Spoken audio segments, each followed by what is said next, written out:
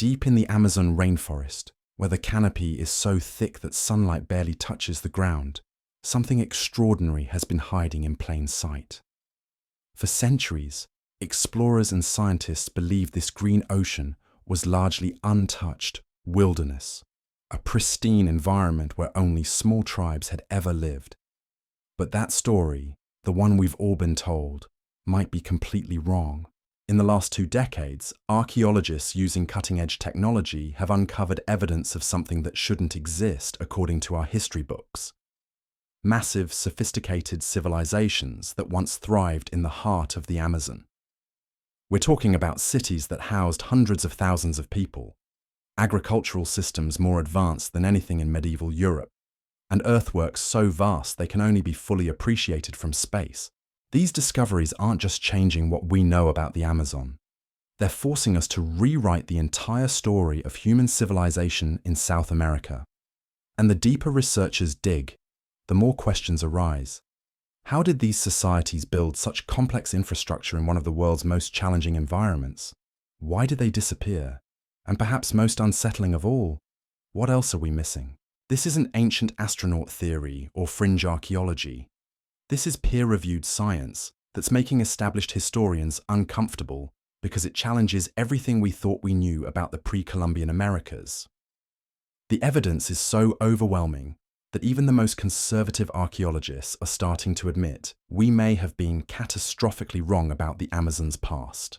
Tonight, we're diving into the lost kingdoms of the Amazon, civilizations that built monuments rivaling those of ancient Egypt, developed agricultural techniques we're only now beginning to understand, and left behind mysteries that continue to baffle researchers today.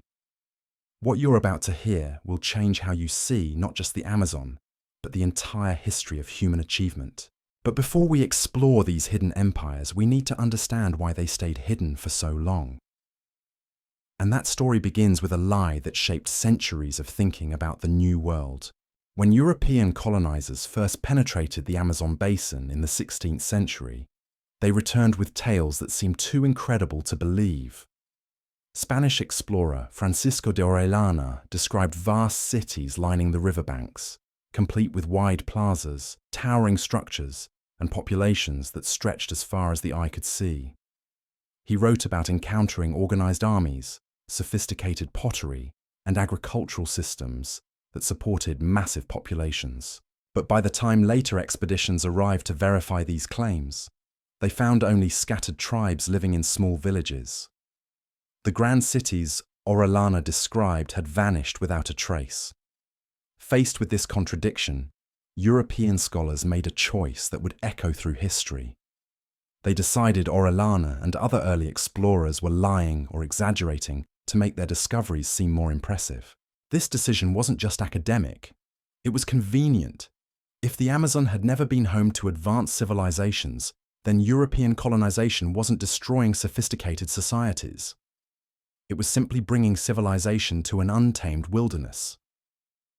This narrative became so entrenched that for centuries, any suggestion that the Amazon had once supported large, complex societies was dismissed as fantasy. The scientific establishment created what anthropologists now call the pristine myth, the idea that the Americas, especially the Amazon, were largely uninhabited before European contact. According to this myth, the rainforest was too hostile, too difficult to navigate, and too resource-poor to support anything more than small, nomadic tribes living in harmony with nature.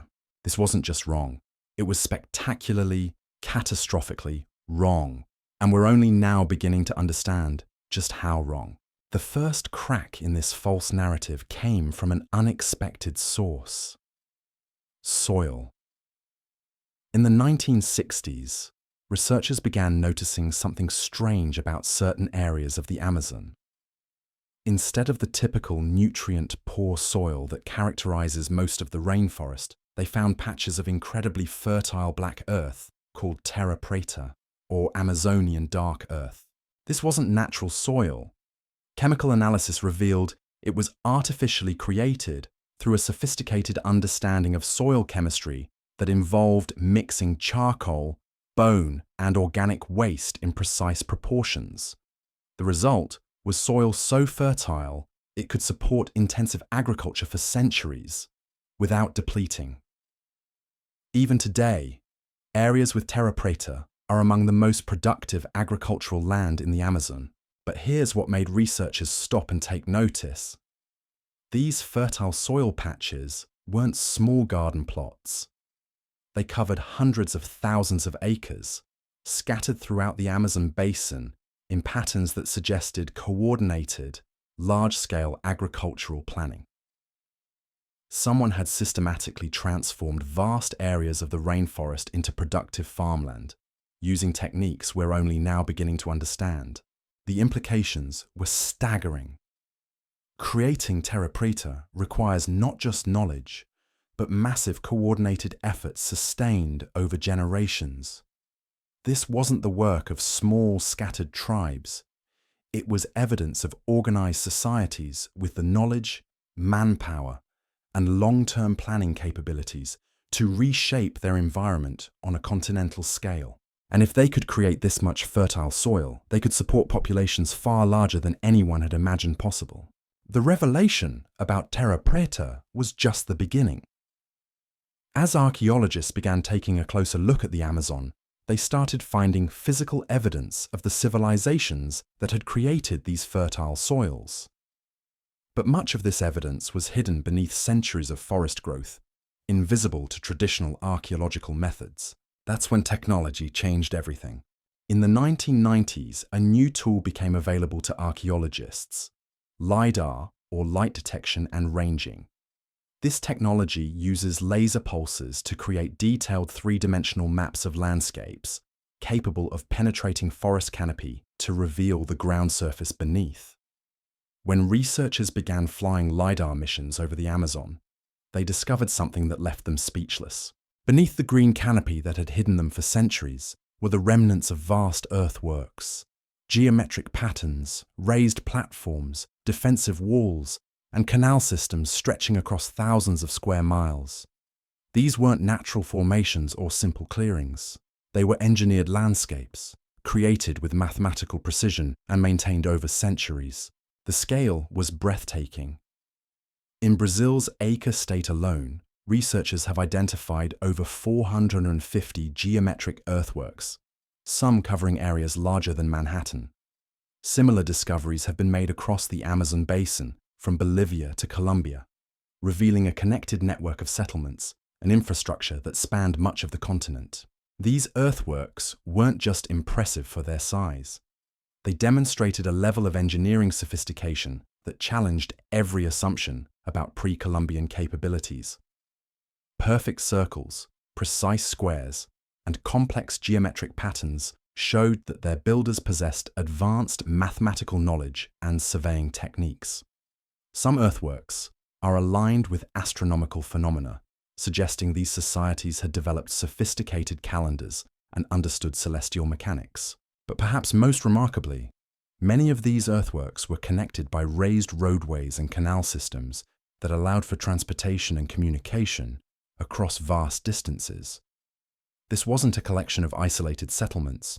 It was evidence of integrated civilizations that had transformed the Amazon into a managed landscape. The more researchers looked, the more they found. Ground-penetrating radar revealed buried structures beneath known archaeological sites. Satellite imagery exposed geometric patterns invisible from ground level.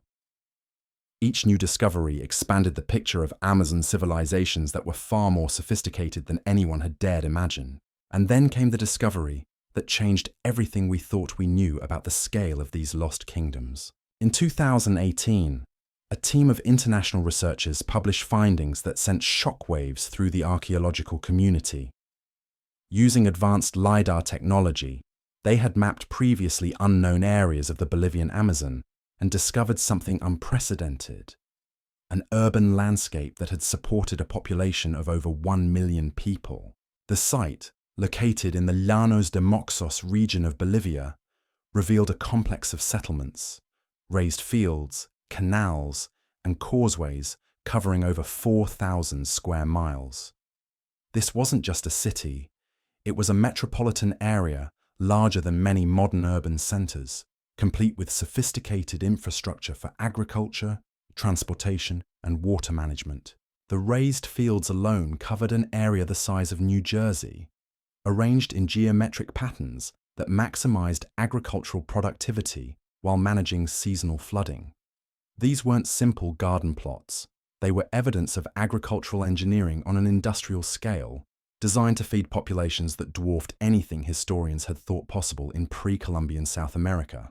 But the Llanos de Moxos discovery was just one piece of a much larger puzzle. As researchers began connecting their findings from across the Amazon basin, a startling picture emerged. The rainforest hadn't been a pristine wilderness. It had been home to interconnected civilizations that may have supported populations in the millions. Carbon dating of artifacts and organic materials from these sites revealed they had been continuously occupied for over 1,000 years, from roughly 800 AD to 1500 AD. This meant these civilizations had thrived for centuries, developing increasingly sophisticated technologies and social structures, before suddenly disappearing just as European contact began. The timing wasn't coincidental. What researchers were uncovering was evidence of one of history's greatest catastrophes, the collapse of entire civilizations due to diseases brought by European contact. The scattered tribes that later explorers encountered weren't primitive peoples who had never developed complex societies. They were the survivors of sophisticated civilizations that had been decimated by epidemics of smallpox, measles, and other diseases to which they had no immunity. This realization fundamentally changed how archaeologists approached Amazon research. If these civilizations had been so advanced, what other evidence might be hidden beneath the forest canopy? What technologies had they developed? What knowledge had been lost when their societies collapsed? The answers they found would challenge not just our understanding of the Amazon, but our entire conception of human technological achievement. As researchers delved deeper into the archaeological record of these lost Amazon kingdoms, they uncovered evidence of innovations that seemed almost impossible given what we thought we knew about pre-Columbian technology. These weren't just large settlements. They were sophisticated societies that had solved engineering challenges that would be impressive even by modern standards. Take their water management systems. The seasonal flooding that makes much of the Amazon basin uninhabitable for large populations had been turned into an advantage through ingenious engineering. These civilizations had created vast networks of raised fields, canals, and reservoirs that not only managed floodwaters, but used them to irrigate crops during dry seasons. The raised field systems, called camelones, weren't just mounds of earth. They were precisely engineered agricultural platforms designed to maximize crop yields while preventing soil erosion. The canals between them weren't just drainage ditches. They were aquaculture systems that raised fish alongside crops, creating integrated food production that supported dense populations year-round.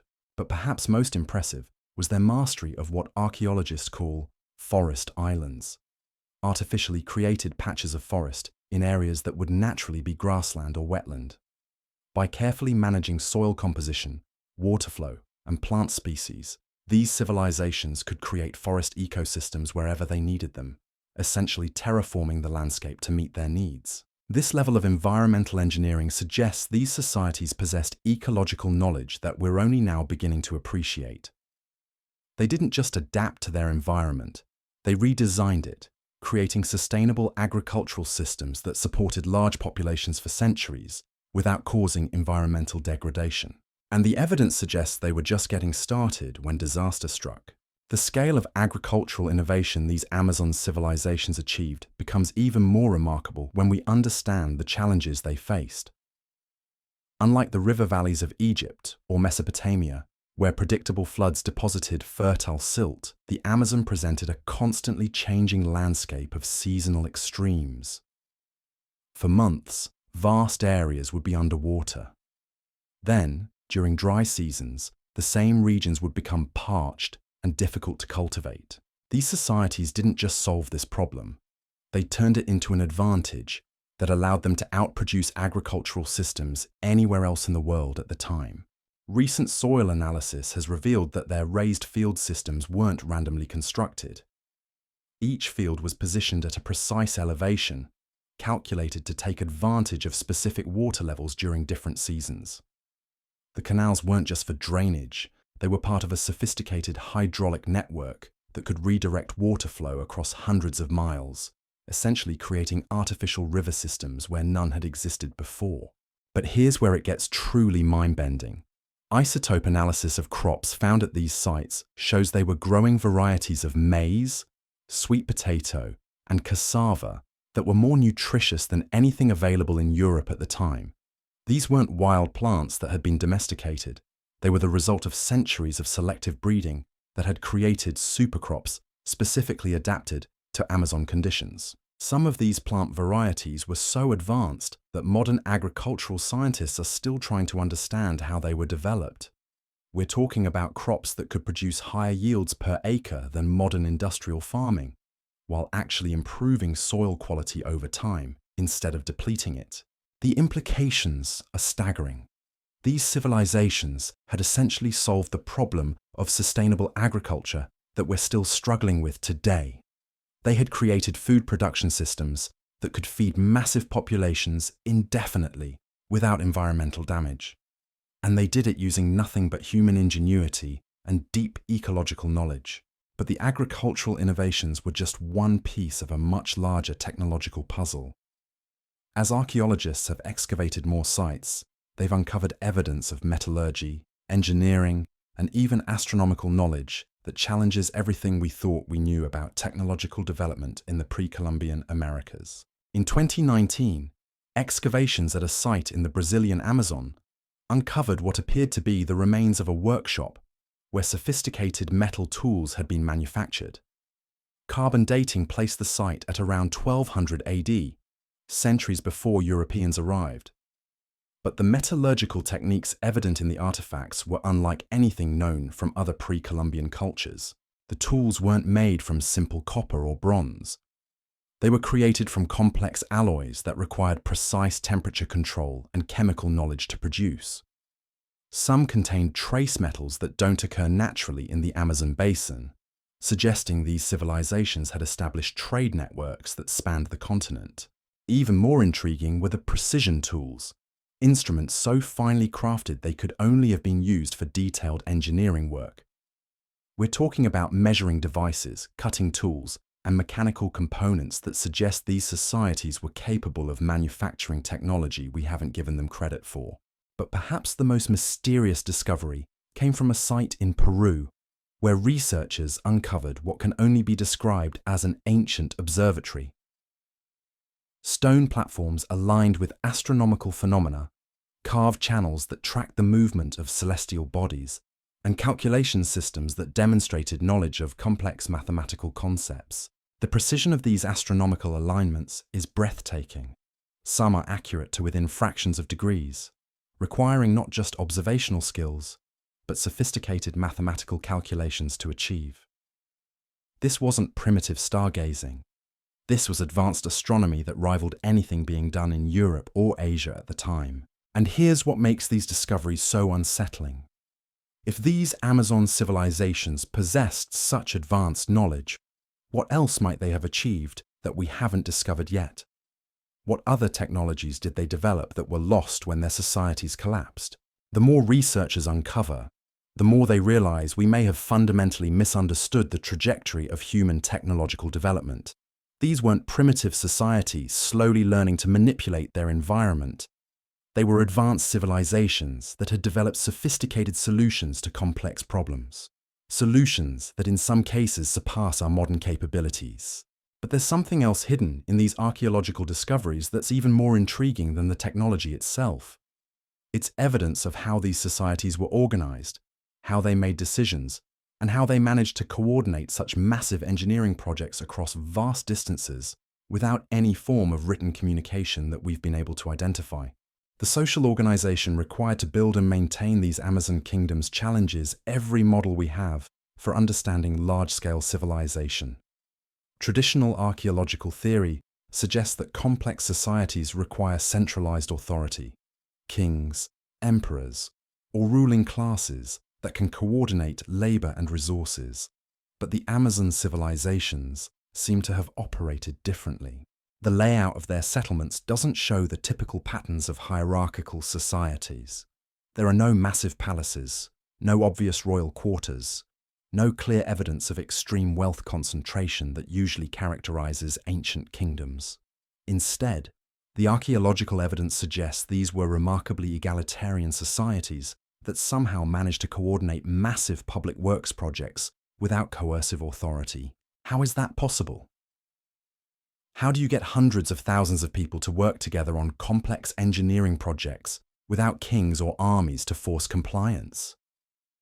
The answer may lie in something even more sophisticated than technology, a form of social organization that we're only now beginning to understand. Recent analysis of settlement patterns suggests these Amazon civilizations operated through networks of autonomous communities that cooperated voluntarily on large projects. Each settlement maintained its independence, but contributed to shared infrastructure that benefited everyone. It was a form of voluntary cooperation on a scale that shouldn't have been possible according to conventional political theory. This model of organization may explain how these societies were able to maintain their complex agricultural and engineering systems for centuries without the internal conflicts that typically destroy large civilizations. There were no central points of failure, no single rulers whose death could collapse the entire system. Instead, these were resilient networks that could adapt and survive even when individual communities faced challenges. But this raises an even more intriguing question. If these societies had developed such sophisticated forms of social organization, why did they collapse so completely when Europeans arrived? The answer may lie not in their social structures, but in something far more tragic: the invisible enemy that preceded European colonization by decades. Disease arrived in the Amazon long before European explorers set foot in the rainforest. Smallpox, measles, and other epidemic diseases spread along indigenous trade routes, devastating populations that had no immunity to Old World pathogens. By some estimates, up to 90% of the indigenous population of the Americas died from disease in the century following first European contact. For the Amazon civilizations, this demographic catastrophe was absolute. Complex societies that had taken centuries to develop simply couldn't function when their populations collapsed.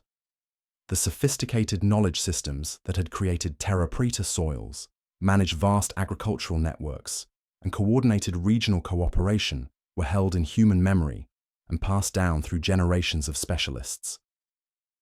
When those specialists died, the knowledge died with them. Within a few generations, survivors of these once great civilizations found themselves struggling just to survive in a landscape their ancestors had completely transformed. The raised fields became overgrown, the canal systems silted up, and the forest began to reclaim the engineered landscapes that had supported millions of people. By the time European explorers arrived to document what they found, they encountered only scattered remnants of populations that had once built some of the most sophisticated civilizations in human history. And because these explorers had no context for understanding what they were seeing, they interpreted the ruins and abandoned earthworks as natural features rather than evidence of human achievement. This tragic misunderstanding shaped centuries of thinking about the Amazon and its indigenous peoples.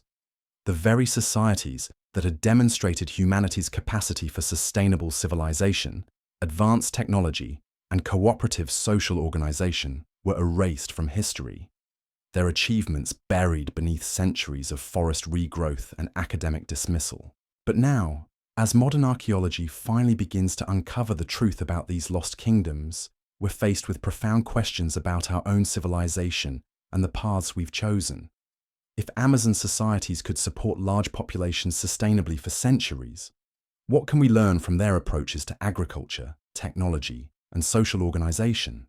More importantly, what other advanced civilizations might we have overlooked or misunderstood? If we could be so wrong about the Amazon for so long, what else don't we know about human history and human potential? The discoveries emerging from the Amazon rainforest, aren't just changing our understanding of the past. They're challenging us to reconsider what's possible for the future. And as researchers continue to map the hidden landscapes beneath the forest canopy, each new revelation brings us closer to understanding not just what we lost when these civilizations collapsed, but what we might be capable of achieving if we can learn from their example.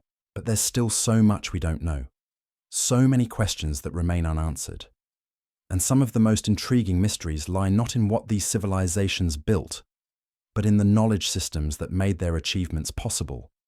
Knowledge that may not be entirely lost after all. In the remote corners of the Amazon, where indigenous communities still maintain connections to ancestral knowledge, anthropologists have begun documenting something extraordinary. Elders speak of oral traditions that describe landscape features, agricultural techniques, and ecological relationships that perfectly match what archaeologists are now discovering through high-tech surveys. These aren't vague creation myths or simple folk tales. They're detailed technical knowledge preserved across centuries of cultural transmission.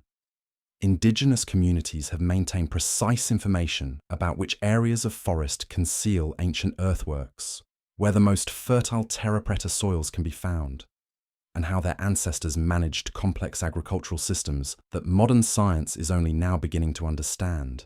What makes this even more remarkable is the accuracy of this preserved knowledge. When researchers compare indigenous oral histories with LIDAR discoveries and archaeological findings, the correlation is almost perfect. Communities that have lived in these areas for generations can point to seemingly unremarkable patches of forest and accurately predict where buried structures will be found. This isn't coincidence. It's evidence that the collapse of Amazon civilizations wasn't as complete as we thought. While the great cities and agricultural networks were abandoned, fragments of their knowledge survived in the collective memory of descendant communities. And now, as modern archaeology finally begins to take indigenous knowledge seriously, we're discovering that these oral traditions may be the key to understanding how these lost kingdoms actually functioned. But here's where the story takes an even more intriguing turn. Some of the knowledge these communities have preserved suggests the Amazon civilizations achieved things that shouldn't have been possible with the technology we assume they possessed. Take their understanding of plant chemistry. Indigenous shamans and healers still use medicinal compounds that modern pharmacology is only now learning to synthesize. But according to oral traditions, their ancestors didn't just discover these compounds through trial and error. They understood the chemical principles behind how different plants interact with human physiology. We're talking about knowledge of neurotransmitter systems, metabolic pathways, and molecular interactions that Western science didn't develop until the 20th century.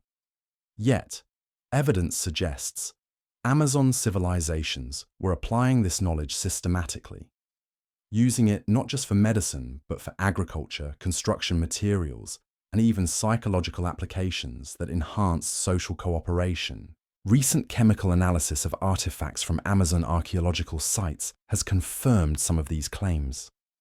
Researchers have found evidence of sophisticated chemical processing, techniques for extracting and concentrating plant compounds, methods for creating bio-based materials with specific properties, and even what appears to be early forms of biochemical engineering.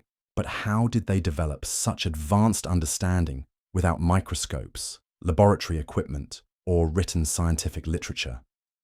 The answer may lie in something even more sophisticated than technology, a systematic approach to knowledge development that integrated observation, experimentation, and theoretical understanding in ways that Western science is only now beginning to appreciate. Indigenous knowledge holders describe learning systems that spanned generations, where specialists would spend decades mastering specific aspects of natural science before passing their knowledge to carefully selected successors. This wasn't casual folk wisdom.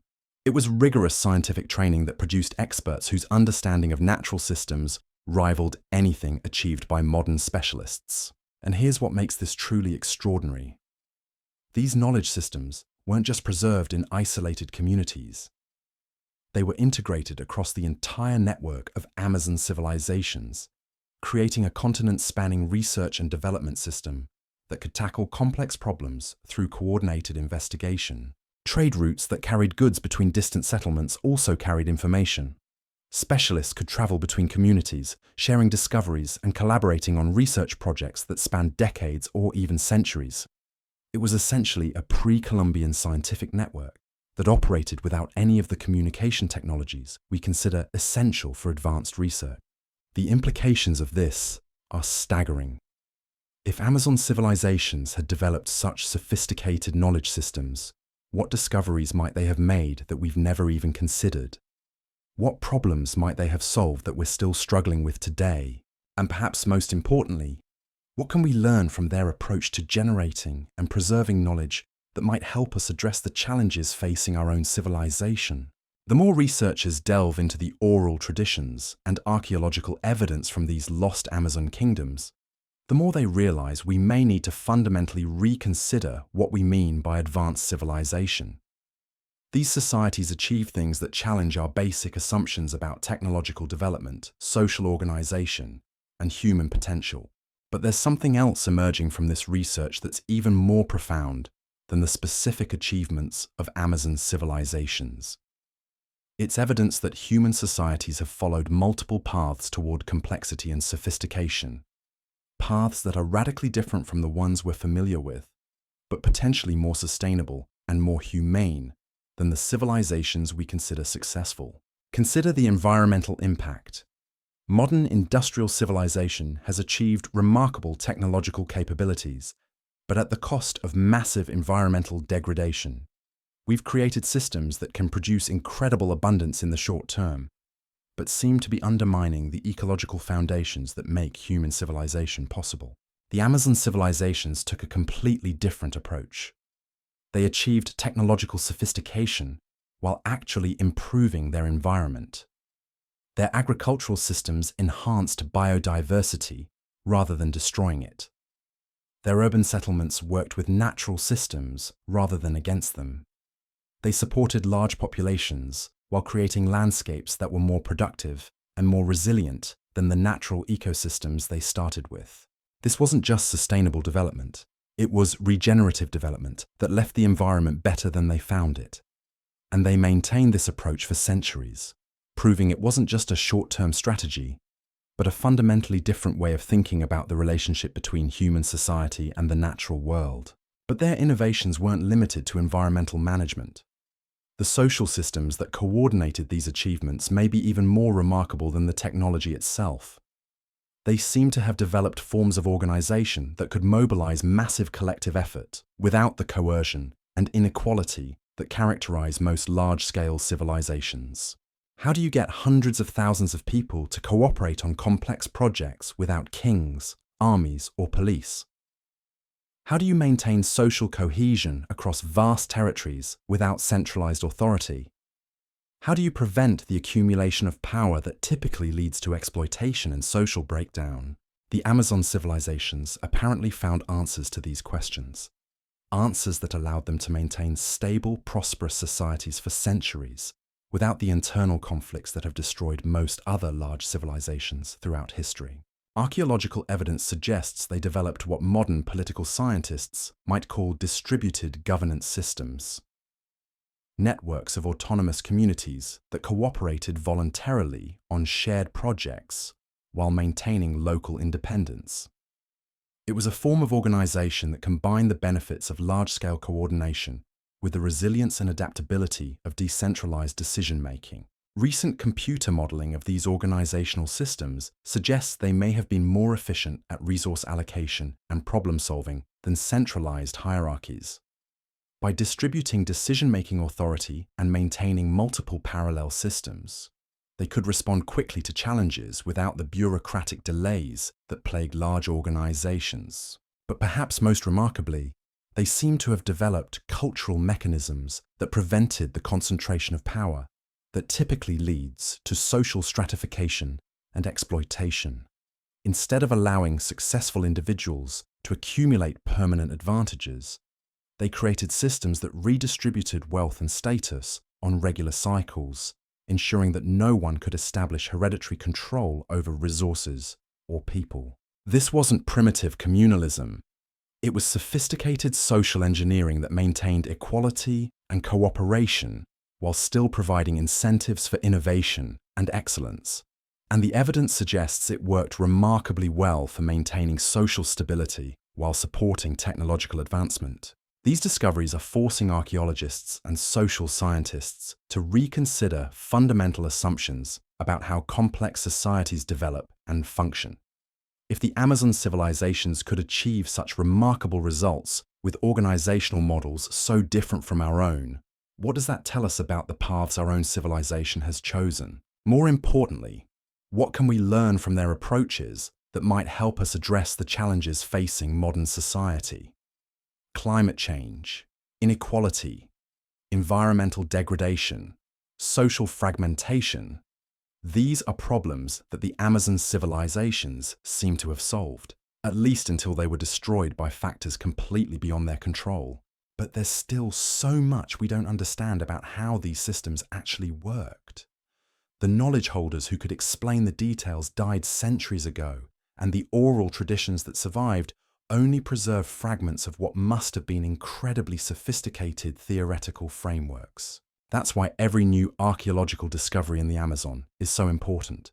Each artifact, each site, each piece of evidence brings us closer to understanding not just what these civilizations achieved, but how they achieved it. And the more we learn, the more we realize that recovering this lost knowledge might be crucial for developing solutions to the problems facing our own world. But time is running out. Deforestation, climate change, and development pressure are destroying potential archaeological sites faster than researchers can study them. Every year, more evidence of these remarkable civilizations disappears forever, taking with it knowledge that could transform our understanding of human potential. The race to uncover the secrets of the lost Amazon kingdoms isn't just academic curiosity. It's a race to recover knowledge that might be essential for our own survival. Because if these civilizations could create sustainable prosperity for millions of people using only human ingenuity and ecological wisdom, then perhaps there's hope that we can find better paths forward than the ones we're currently following, and the discoveries keep coming. Each new revelation about the sophistication and achievements of Amazon civilizations opens up new questions about what else might be hidden beneath the forest canopy, waiting to change our understanding of what human societies can accomplish when they work with nature instead of against it. The discoveries we've explored so far represent just a fraction of what may still be hidden beneath the Amazon's green canopy. But there's something even more extraordinary emerging from recent research, evidence that these lost kingdoms weren't isolated achievements, but part of a vast network of advanced civilizations that spanned much of South America. In 2021, researchers using satellite imagery and ground-penetrating radar made a discovery that sent shockwaves through the archaeological community. They had identified what appeared to be ancient highways, raised roadways that connected distant settlements across thousands of miles of rainforest. These weren't simple footpaths or canoe routes. They were engineered transportation corridors, some over 30 feet wide, that had been constructed to withstand centuries of tropical weather. The scale of this road network is breathtaking. Preliminary mapping suggests it may have connected settlements from the Andes Mountains to the Atlantic coast, creating a transportation system that rivaled anything built by the Roman Empire. But unlike Roman roads, which were designed primarily for military conquest, these Amazon highways seem to have been built for trade, communication, and cultural exchange. Carbon dating of organic materials found in the road foundations indicates they were actively maintained for over 6 centuries. This wasn't a short-term construction project. It was infrastructure that required continuous coordination and cooperation across multiple generations and vast distances. The engineering challenges alone would have been staggering. Consider what it takes to build a road through dense rainforest. You need to clear vegetation, manage drainage to prevent washouts during seasonal floods, create stable foundations in soil that's often waterlogged, and maintain clear pathways through forest that grows back with incredible speed. Modern highway construction in the Amazon requires heavy machinery, concrete, and constant maintenance crews. These ancient builders accomplish similar results using only human labor and natural materials. But the roads reveal something even more remarkable about these civilizations. They weren't just building for themselves. The highways connect regions with different ecological zones, different resources, and different specializations. This suggests the Amazon kingdoms had developed a sophisticated understanding of economic interdependence, creating trade networks that allowed different communities to specialize in what they did best, while maintaining access to resources from across the continent. Archaeological evidence from settlements along these ancient highways shows they were cosmopolitan centers where people, goods, and ideas from distant regions came together. Pottery styles from the Andes appear alongside artifacts made from Atlantic coast materials. Agricultural techniques developed in one region show up in settlements hundreds of miles away. These weren't isolated tribes. They were interconnected societies that had created South America's first continental economy. And the evidence suggests this network was incredibly sophisticated. Different road segments showed different construction techniques, adapted to local conditions but following consistent engineering principles. Drainage systems, bridge foundations, and even rest stations appear at regular intervals, suggesting centralized planning that coordinated construction across vast distances. But here's what makes this discovery truly mind-bending. If these civilizations could build and maintain such extensive infrastructure, what else might they have achieved that we haven't discovered yet? What technologies, what knowledge systems, what forms of organization made such coordinated development possible? The answer may lie in recent discoveries that are forcing us to completely reconsider the timeline of technological development in the Americas. In 2022, excavations at a site in Colombia uncovered what can only be described as an ancient industrial complex.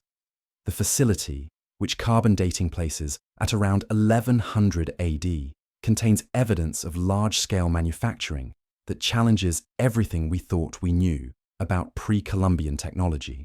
The site includes furnaces capable of reaching temperatures that shouldn't have been achievable without advanced metallurgy knowledge. Chemical analysis of slag and metal residues shows they were producing alloys that required precise temperature control and sophisticated understanding of materials science. We're talking about metallurgical techniques that European societies didn't develop until centuries later. But the metalworking was just one part of a larger manufacturing operation. The site also contains evidence of textile production on an industrial scale, ceramic workshops that produced standardized pottery using techniques that allowed for mass production, and even what appears to be early forms of chemical processing. The scale of this operation is staggering. Researchers estimate the facility could have employed hundreds of workers and produced goods for distribution across thousands of miles. This wasn't craft production for local use. It was manufacturing designed to supply a continental market through the highway networks we discussed earlier. But perhaps most remarkably, the industrial processes evident at this site show clear signs of environmental management. Waste products were systematically recycled, production methods were designed to minimize pollution, and the facility was integrated with agricultural systems that used industrial byproducts as fertilizers. This represents a completely different approach to industrial development than what we see in modern societies. Instead of creating pollution and environmental degradation, these ancient manufacturers had developed closed-loop systems that enhanced rather than damaged their local ecosystems. The implications are profound. If Amazon civilizations had achieved industrial-scale manufacturing while maintaining environmental sustainability, they had solved one of the fundamental challenges that modern societies are still struggling with. They had found ways to create abundance without destroying the natural systems that support human life. But this discovery raises even more questions. How did they develop such advanced manufacturing techniques? What knowledge systems allowed them to innovate so effectively? And why don't we see evidence of similar achievements in other parts of the world during the same time period? The answer may lie in something that makes these civilizations truly unique in human history: their approach to knowledge development and technological innovation. Recent analysis of Amazon archaeological sites has revealed evidence of what can only be described as systematic research and development programs. At multiple locations, researchers have found facilities that appear to have been dedicated to experimentation and innovation. These weren't workshops for producing known goods. They were laboratories where new technologies were being developed. One site in Brazil contains evidence of systematic plant breeding programs that were far more sophisticated than anything attempted elsewhere in the pre-Columbian Americas. Researchers have found cultivation areas where hundreds of plant varieties were being tested, hybridized, and improved through controlled breeding programs that spanned multiple generations. The level of organization evident in these programs is remarkable. Different areas of the facility were dedicated to different crops, with careful controls to prevent cross-contamination between experimental varieties. Detailed records seem to have been maintained through a system of standardized pottery markers that tracked the performance of different plant lines over time. This wasn't casual agriculture. It was systematic crop development that created the super-productive varieties we discussed earlier. And the evidence suggests similar research programs were being conducted across the entire Amazon network, with successful innovations being shared through the highway system that connected distant settlements. But the agricultural research was just one part of a broader commitment to technological development. Other sites show evidence of systematic experimentation with construction materials, manufacturing techniques, and even what appears to be early forms of chemical engineering. What made this approach so effective was its scale and coordination. Instead of individual craftsmen working in isolation, these civilizations had created research networks that could tackle complex problems through coordinated investigation. Specialists from different regions could collaborate on long-term projects, sharing discoveries and building on each other's work. This represents a fundamentally different approach to technological development than what we see in most ancient civilizations. Instead of knowledge being hoarded by individual craftsmen or ruling elites, it was systematically developed and shared across entire networks of communities. The results speak for themselves. In just a few centuries, these civilizations developed agricultural techniques, manufacturing processes, and engineering capabilities that in many cases surpassed what European societies achieved over much longer time periods. But there's something else about these Amazon kingdoms that may be even more remarkable than their technological achievements: their apparent ability to maintain social stability and cooperation across vast distances and long time periods without the coercive institutions that characterize most large civilizations. The archaeological record shows no evidence of the massive fortifications, weapons stockpiles, or palatial complexes that typically mark hierarchical societies. Instead, the evidence suggests these were remarkably egalitarian civilizations that somehow managed to coordinate massive collective projects through voluntary cooperation rather than force. How is this possible? How do you get hundreds of thousands of people spread across thousands of miles to work together on complex, long-term projects without kings, armies, or centralized authority to compel cooperation? The answer may lie in cultural innovations that were just as sophisticated as their technological achievements, social systems that created incentives for cooperation while preventing the accumulation of power that typically leads to exploitation and conflict. Recent analysis of settlement patterns and artifact distributions suggests these civilizations had developed what anthropologists call rotating leadership systems. Instead of permanent rulers, communities seem to have selected leaders for specific projects or time periods, with authority returning to the community once the task was completed. This prevented the emergence of hereditary elites, while still allowing for effective coordination of complex activities.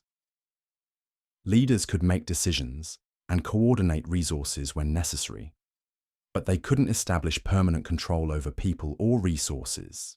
Even more remarkably, the evidence suggests these leadership rotations were coordinated across the entire network of settlements. communities would take turns providing leadership for regional projects, ensuring that no single group could dominate others, even temporarily. This system seems to have been supported by cultural practices that reinforced cooperation and prevented exploitation. Archaeological evidence shows regular festivals and gatherings where communities would come together to share resources, exchange knowledge, and maintain social bonds that transcended local boundaries.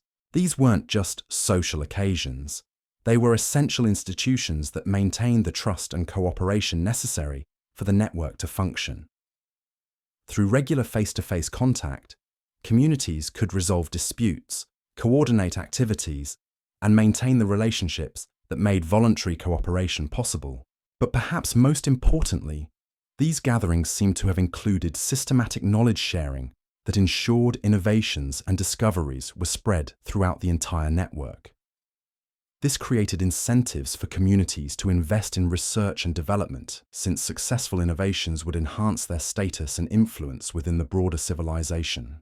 The result was a social system that encouraged both individual excellence and collective cooperation, a combination that's proven difficult for most civilizations to achieve. Instead of competition leading to exploitation and conflict, it drove innovation and mutual support. This approach to social organization may explain how these civilizations were able to maintain stability and prosperity for centuries without the internal wars and social upheavals that destroyed most other large ancient societies. But it also raises profound questions about the paths our own civilization has chosen. If the Amazon kingdoms could achieve such remarkable results through cooperative, egalitarian social systems, what does that tell us about the hierarchical, competitive approaches that dominate modern societies? More importantly, what happened to these extraordinary civilizations? How did societies that had solved so many fundamental problems of human organization simply vanish from history? The answer to that question reveals one of the greatest tragedies in human history, and perhaps one of its most important lessons. The collapse of the Amazon kingdoms wasn't gradual. It wasn't the result of internal conflicts, resource depletion, or technological failure. It was sudden, catastrophic, and caused by something completely beyond their control: the arrival of diseases from the Old World. When European diseases first reached South America in the early 1500s, they spread along the same trade routes that had been the strength of Amazon civilizations. The extensive networks that had allowed for prosperity and cultural exchange became highways for epidemics that devastated populations with no immunity to Old World pathogens. Recent genetic analysis has revealed the scale of this catastrophe. Population estimates suggest that up to 95% of indigenous Americans died from disease in the century following first European contact. For the Amazon civilizations, this demographic collapse was absolute. Complex societies that had taken centuries to develop simply couldn't function when their populations were decimated. The knowledge systems that had created their technological achievements were held in human memory and passed down through generations of specialists. When those specialists died, the knowledge died with them. The social institutions that had maintained cooperation and prevented conflict depended on personal relationships and cultural practices that couldn't survive massive population loss. Within just a few generations, the survivors of these once great civilizations found themselves struggling to maintain even basic subsistence in landscapes their ancestors had completely transformed. The sophisticated agricultural systems fell into disrepair, the manufacturing centers were abandoned, and the highway networks became overgrown. By the time European explorers arrived to document what they found, they encountered only scattered remnants of populations that had once numbered in the millions. And because these explorers had no context for understanding what they were seeing, they interpreted the ruins and abandoned earthworks as natural features rather than evidence of human achievement. This tragic misunderstanding shaped centuries of thinking about the Americas and their indigenous peoples. The very societies that had demonstrated humanity's capacity for sustainable prosperity, technological innovation, and cooperative social organization were erased from history, their achievements buried beneath centuries of forest regrowth and academic dismissal.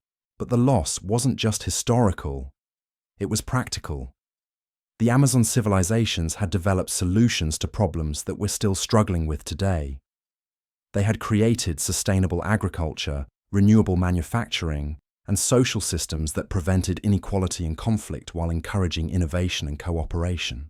When these civilizations collapsed, humanity lost access to knowledge and approaches that might have changed the entire trajectory of global development. Instead of learning from societies that had achieved sustainable prosperity, European colonizers imposed systems based on exploitation and environmental destruction. The result is the world we live in today, a world facing environmental crisis, social inequality, and the potential collapse of the natural systems that support human civilization. Problems that the Amazon kingdoms had apparently solved centuries ago using only human ingenuity and ecological wisdom. This realization is driving a new urgency in Amazon archaeological research. Scientists are racing to recover as much knowledge as possible from these lost civilizations before deforestation and development destroy the remaining evidence forever. Every site that's excavated, every oral tradition that's recorded, every technique that's reconstructed brings us closer to understanding approaches that might help address the challenges facing our own world. But time is running out. Climate change is altering the ecosystems that preserved archaeological sites for centuries. Development pressure is destroying potential excavation sites faster than researchers can study them, and the indigenous communities that still hold fragments of ancestral knowledge are facing cultural pressures that threaten the transmission of oral traditions. The race to uncover the secrets of the lost Amazon kingdoms isn't just about understanding the past. It's about recovering knowledge that might be essential for creating a sustainable future. Because if these civilizations could support millions of people while enhancing rather than degrading their environment, then perhaps there's hope that we can find better paths forward than the ones we're currently following. And every new discovery brings more evidence that these weren't isolated achievements, but part of a broader pattern of human innovation that we've systematically overlooked. The Amazon kingdoms may have been just one example of sustainable civilizations that once existed around the world, their achievements lost to conquest, disease, and historical amnesia. As we continue to uncover evidence of these remarkable societies, we're forced to confront uncomfortable questions about our own civilization and the assumptions that guide our development. What if the problems we consider inevitable, environmental destruction, social inequality, resource conflicts, are actually choices? What if there are better ways to organize human societies that we've simply forgotten how to see? The lost kingdoms of the Amazon are challenging us to imagine different possibilities for human civilization. They're showing us that the path we've taken isn't the only one possible, and that some of the alternatives might be far better than what we've achieved. But recovering this knowledge and applying it to modern challenges will require more than just archaeological research. It will require a fundamental shift in how we think about progress, success, and the relationship between human societies and the natural world.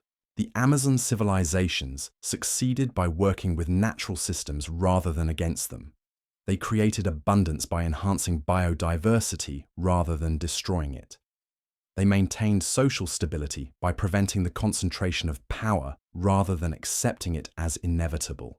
These approaches challenge the basic assumptions of modern development, which typically treats environmental protection and economic growth as competing goals, assumes that inequality is necessary for innovation, and accepts that large-scale cooperation requires coercive authority. But what if all of these assumptions are wrong? What if the Amazon kingdoms had discovered better approaches that we've simply forgotten? What if the key to addressing our current crises lies not in developing new technologies, but in recovering ancient wisdom about how to live sustainably on Earth?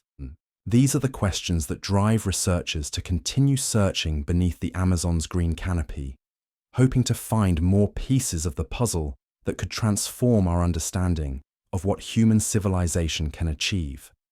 And with each new discovery, the evidence grows stronger that we have much to learn from these lost kingdoms, lessons that might be crucial for ensuring our own civilization's survival.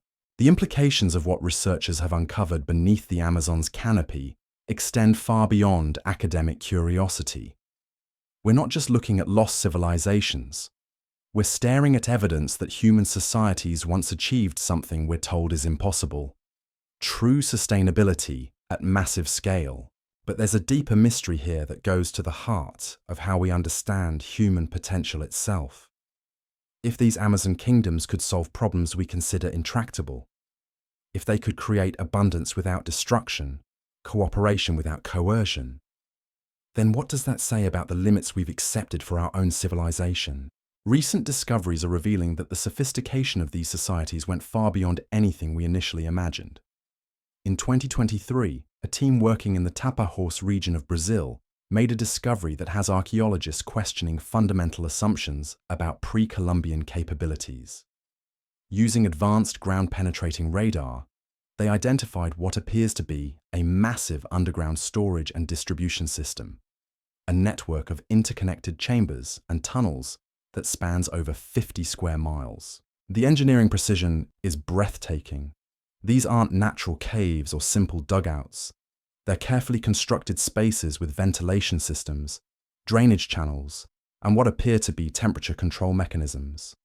The scale suggests they could have stored enough food and materials to support hundreds of thousands of people through seasonal fluctuations or extended droughts. But here's what makes this discovery truly revolutionary. Carbon dating and soil analysis indicate this storage network was actively maintained for over 8 centuries. We're talking about infrastructure that required continuous coordination and maintenance across dozens of generations. The institutional memory and organizational capacity needed to maintain such systems challenges everything we thought we knew about non-literate societies. Think about what this means. Without written records, without bureaucratic institutions, without the complex administrative systems we consider essential for managing large-scale infrastructure, these civilizations somehow maintained sophisticated underground networks for longer than most modern nations have existed. How is that possible? The answer may lie in discoveries that are forcing us to reconsider what we mean by literacy and record-keeping in the first place. At sites across the Amazon, researchers have been finding something that doesn't fit our conventional understanding of pre-Columbian societies. Sophisticated information storage and retrieval systems that don't rely on written language as we understand it. Instead of texts, they used complex arrangements of colored cords, geometric patterns in pottery and textiles, and even architectural features that encoded vast amounts of information. Recent analysis of these systems suggests they were far more sophisticated than simple mnemonic devices. Computer scientists studying the patterns have identified what appear to be mathematical relationships, logical structures, and even what might be early forms of algorithmic thinking. These societies had developed ways to store, process, and transmit complex information without alphabetic writing. The implications are staggering. If these information systems were as sophisticated as the evidence suggests, then these civilizations could have maintained detailed records of agricultural cycles, population movements, resource allocation, and technological innovations across vast time periods and distances. They could have coordinated complex activities and preserved accumulated knowledge just as effectively as literate societies, but using completely different methods. This discovery is forcing archaeologists to reconsider sites that were previously dismissed as simple settlements. Geometric earthworks that seemed like ceremonial centers are now being analyzed as potential information storage facilities. Pottery collections that appeared to be decorative are being studied as databases. Even the layout of settlements is being examined for encoded information about resource management and social organization. The more researchers look, the more they find evidence of information systems so sophisticated they challenge our basic assumptions about the relationship between literacy and civilization. These Amazon societies weren't pre-literate, they were differently literate, using methods we're only now learning to recognize and decode. But perhaps the most remarkable aspect of these discoveries is what they reveal about the transmission of knowledge across generations. Unlike written records, which can be lost or destroyed. These information systems were embedded in daily life, in the objects people used, the buildings they lived in, the landscapes they inhabited. Every pot, every textile, every earthwork was simultaneously functional and informational. Children grew up surrounded by encoded knowledge, absorbing complex information systems through normal cultural participation. This created incredible resilience. Knowledge wasn't confined to books that could be burned or scribes who could die. It was distributed throughout the entire society, preserved in the very fabric of daily existence. This approach to knowledge preservation may explain how these civilizations maintained such sophisticated technologies and social systems for centuries without the institutional fragility that characterizes most complex societies. When information is embedded in culture itself, it becomes nearly impossible to lose or suppress. But there's something else emerging from this research that's even more profound. Evidence suggests these Amazon civilizations didn't just preserve knowledge. They actively improved and expanded it through systematic innovation programs that spanned multiple generations. Recent excavations have uncovered what can only be described as ancient research institutes, facilities dedicated to experimentation and development that were far more sophisticated than anything we've found in other pre-Columbian cultures. These weren't craft workshops or agricultural stations. They were centers of systematic investigation where multiple generations of specialists worked on long-term projects to solve complex problems. One site in the Xingu region shows clear evidence of a multi-generational plant breeding program that developed crop varieties specifically adapted to changing climate conditions.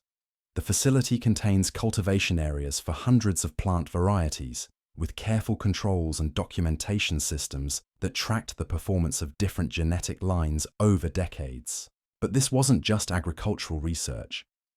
Chemical analysis of soil samples from the site shows evidence of systematic experimentation with soil chemistry, testing different combinations of organic materials to optimize growing conditions for specific crops. They were conducting controlled scientific experiments centuries before the European scientific revolution. Similar facilities have been found across the Amazon basin, each specializing in different areas of research. Sites dedicated to metallurgy, textile production, architectural engineering, and even what appears to be early forms of medical research. These weren't isolated efforts. They were part of a coordinated network of innovation that shared discoveries and coordinated long-term research programs. The sophistication of this approach to knowledge development is breathtaking. Instead of relying on individual genius or accidental discoveries, these civilizations had created systematic methods for advancing human understanding through collaborative investigation. They had essentially invented the scientific method centuries before it emerged in Europe, but using different organizational structures and information systems. What makes this even more remarkable is the evidence that these research programs were specifically designed to address long-term challenges. Climate adaptation, resource sustainability, population growth. The problems these ancient scientists worked on are the same ones we're struggling with today. And in many cases, they seem to have found solutions that are more effective than our modern approaches. Take their approach to agriculture. While modern industrial farming depletes soil and requires constant inputs of artificial fertilizers, the Amazon civilizations developed systems that actually improve soil quality over time while producing higher yields. Their terra preta soils are still more fertile than surrounding areas after centuries of abandonment, or consider their approach to urban planning. While modern cities create heat islands and pollution problems, Amazon settlements seem to have been designed to enhance local microclimates and improve air quality. They created urban environments that were healthier and more comfortable than the natural landscapes they replaced. But perhaps most importantly, they seem to have solved the problem of technological development without environmental destruction. Instead of treating innovation and sustainability as competing goals, they developed approaches that made technological advancement dependent on environmental enhancement. This represents a fundamentally different model of progress than what drives modern civilization. Instead of assuming that growth requires consumption and waste, They created systems where advancement meant greater efficiency and reduced environmental impact. The evidence suggests they achieved this through what modern systems theorists would recognize as circular economy principles, but implemented at a scale and level of sophistication that we're still trying to match. Everything was designed to be recycled, reused, or integrated into natural cycles. Waste from one process became input for another. Nothing was discarded that could be transformed into something useful, but they went beyond just minimizing waste. They actively designed systems to enhance the productivity and resilience of natural ecosystems. Their agricultural practices increased biodiversity. Their settlements created habitat for wildlife. Their manufacturing processes produced beneficial byproducts that improved soil and water quality. This wasn't just sustainable development. It was regenerative development that left the environment better than they found it. And they maintained this approach while supporting populations in the millions and developing technologies that in many cases surpassed what other civilizations achieved through exploitative methods. The question that haunts researchers studying these discoveries is simple. If Amazon civilizations could achieve such remarkable results using sustainable methods, why didn't similar approaches develop elsewhere? Why did most human societies choose paths that led to environmental destruction and social inequality instead of the regenerative abundance that these kingdoms achieved? The answer may lie in something that makes the Amazon civilizations truly unique in human history. Their apparent ability to maintain long-term thinking across multiple generations while preventing the concentration of power that typically leads to short-term exploitation. Archaeological evidence suggests these societies had developed cultural mechanisms that required leaders to consider the impact of their decisions on future generations, not just the immediate future, but decades or even centuries ahead. This long-term orientation seems to have been built into their decision-making processes at every level of society. Recent analysis of settlement patterns shows evidence of planning that spans multiple centuries. Infrastructure projects were designed to be improved and expanded by future generations. Agricultural systems were developed to become more productive over time. Even artistic and cultural expressions show themes of intergenerational responsibility and continuity. This long-term thinking was supported by social institutions that prevented any individual or group from gaining enough power to make decisions that served short-term interests at the expense of long-term sustainability. Instead of allowing successful leaders to accumulate permanent advantages, they created systems that redistributed power and resources on regular cycles. But they also created positive incentives for long-term thinking. Leaders who made decisions that benefited future generations were remembered and honored. Communities that invested in sustainable practices gained status and influence within the broader network. Innovation was rewarded, but only if it enhanced rather than depleted the foundation for future prosperity. This created a culture where short-term thinking was not just discouraged. It was seen as fundamentally irrational. Why would you sacrifice long-term abundance for temporary gain? Why would you destroy the systems that support prosperity instead of enhancing them? The result was a civilization that got better over time instead of depleting its foundation for success. Instead of the boom and bust cycles that characterize most complex societies, they created systems that became more productive, more resilient, and more sophisticated with each passing generation. But maintaining this long-term orientation required more than just good intentions. It required institutional mechanisms that could preserve and transmit complex knowledge across centuries while adapting to changing conditions. And this may be where the Amazon civilizations made their most important innovations, in the development of cultural technologies that could maintain continuity while enabling change. The evidence suggests they achieved this through what anthropologists now call adaptive traditionalism, cultural systems that preserved essential knowledge and values while continuously incorporating new discoveries and innovations. Instead of treating tradition and progress as opposing forces, They created frameworks that made innovation dependent on understanding and respecting accumulated wisdom. This approach allowed them to maintain the institutional memory necessary for long-term planning while remaining flexible enough to adapt to new challenges and opportunities. They could preserve the knowledge needed to maintain complex systems across generations while continuously improving those systems based on new discoveries and changing conditions.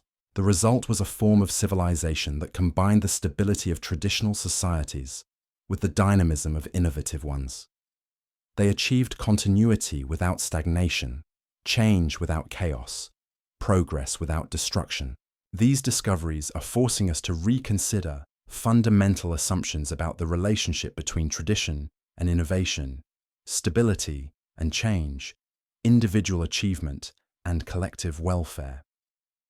The Amazon civilizations seem to have found ways to optimize all of these apparently competing values simultaneously. But perhaps most importantly, they demonstrate that the trade-offs we accept as inevitable between economic growth and environmental protection, between individual freedom and social cooperation, between technological advancement and cultural preservation, may not be necessary after all.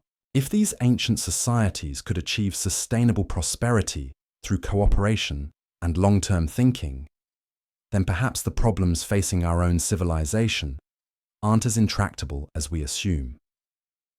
Perhaps the solutions lie not in developing new technologies or discovering new resources, but in recovering ancient wisdom about how to organize human societies in harmony with natural systems. But accessing this wisdom requires more than just archaeological research. It requires a fundamental shift in how we think about progress, success, and the purpose of human civilization itself. And that may be the greatest challenge and the greatest opportunity that these lost kingdoms present to our modern world. The discoveries emerging from the Amazon aren't just changing our understanding of the past, they're challenging us to imagine different possibilities for the future, possibilities based on principles that these ancient civilizations proved could work on a massive scale over extended periods. The question now is whether we have the wisdom and courage to learn from their example before it's too late to change course. Because if we can't figure out how to create sustainable prosperity in a world facing environmental crisis, then all our technological achievements may prove as fragile as the great cities that once thrived beneath the Amazon's canopy, leaving only ruins for future archaeologists to puzzle over. But there's still time to choose a different path. The knowledge is there, preserved in the earthworks and artifacts that are finally being recognized for what they truly represent. Evidence that human civilization can achieve remarkable things when it's organized around principles of cooperation, sustainability, and long-term thinking. The lost kingdoms of the Amazon are calling to us across the centuries, offering lessons that might be crucial for ensuring that our own civilization doesn't join them in the category of remarkable achievements that couldn't quite figure out how to survive their own success. And every new discovery brings us closer to understanding exactly how they did it and how we might do it too. As researchers continue to map the hidden landscapes beneath the Amazon's canopy, they're uncovering evidence that forces us to confront an uncomfortable truth about our own assumptions. The very idea of lost civilizations implies they were somehow inferior, that they failed where we have succeeded. But what if the opposite is true? What if these societies achieve something we're still struggling to understand? True mastery over the relationship between human ambition and natural limits. Recent discoveries are revealing that the Amazon kingdoms didn't just adapt to their environment. They redesigned it so completely that what we see today as pristine wilderness is actually a carefully engineered landscape that's been maintained by natural processes for centuries. The forest itself is an artifact, a living monument to civilizations that understood something we've forgotten about the art of permanence. In 2024, a team working in the Guyana Highlands made a discovery that perfectly illustrates this point. Using drone-mounted LiDAR systems, they identified what appeared to be natural forest clearings arranged in geometric patterns across several hundred square miles. At first glance, These looked like normal variations in forest density, the kind of thing you'd expect to see in any large wilderness area. But when they examined the soil composition and plant species distribution, they realized they were looking at something unprecedented. These weren't natural clearings at all. They were the remnants of an ancient forest management system so sophisticated that it had continued to function autonomously for over 500 years after its creators disappeared. The clearings weren't random. They were positioned to create optimal growing conditions for specific tree species that produced valuable materials. The spacing, the size, the relationship to water sources and elevation changes, everything had been calculated to maximize forest productivity while maintaining the ecological relationships that kept the system stable. But here's what makes this discovery truly extraordinary. Chemical analysis of the soil shows that this forest management system is actually becoming more productive over time. The trees are growing faster, the soil is getting richer, and biodiversity is increasing, all without any human intervention. The Amazon civilizations had created a system that improved itself. This isn't just impressive engineering, it's a completely different approach to the relationship between human activity and natural systems. Instead of extracting resources until they're depleted, these societies created extraction systems that enhanced the resource base over time. Instead of treating nature as something to be conquered, they treated it as something to be partnered with. And the evidence suggests this approach wasn't limited to forestry. Similar discoveries are being made in aquatic systems, where ancient fish farming operations are still producing higher yields than surrounding natural waters. In mineral extraction sites, where ancient mining techniques actually improved soil quality instead of destroying it. Even in areas that were used for waste disposal, where organic waste management systems created some of the most fertile soils in the Amazon. These aren't accidents or isolated examples. They're evidence of a systematic approach to resource management that treated sustainability not as a constraint on development, but as the foundation for unlimited growth. The Amazon civilizations had figured out how to make human activity beneficial to natural systems instead of destructive. This discovery is forcing researchers to completely reconsider what they mean by advanced civilization.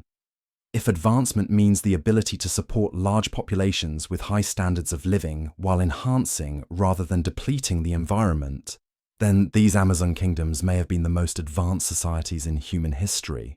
But there's something else emerging from this research that's even more profound. Evidence that these civilizations didn't just develop sustainable technologies, they created sustainable cultures that could maintain these technologies across centuries without the institutional decay that destroys most complex societies. Recent analysis of settlement patterns and artifact distributions reveals something remarkable about how these societies dealt with the problem of social change over time. Instead of treating tradition and innovation as opposing forces, they had developed cultural mechanisms that made innovation dependent on understanding and respecting established wisdom. Archaeological sites show evidence of what researchers are calling institutional archaeology, layers of cultural development that show how these societies continuously refined their social systems while maintaining core principles that ensured long-term stability. Instead of the revolutionary changes that characterize most civilizations, they practiced evolutionary improvement that built on accumulated knowledge rather than discarding it. This approach seems to have prevented the boom and bust cycles that plague most complex societies. Instead of periods of rapid growth followed by collapse, they maintained steady development that accumulated advantages over centuries.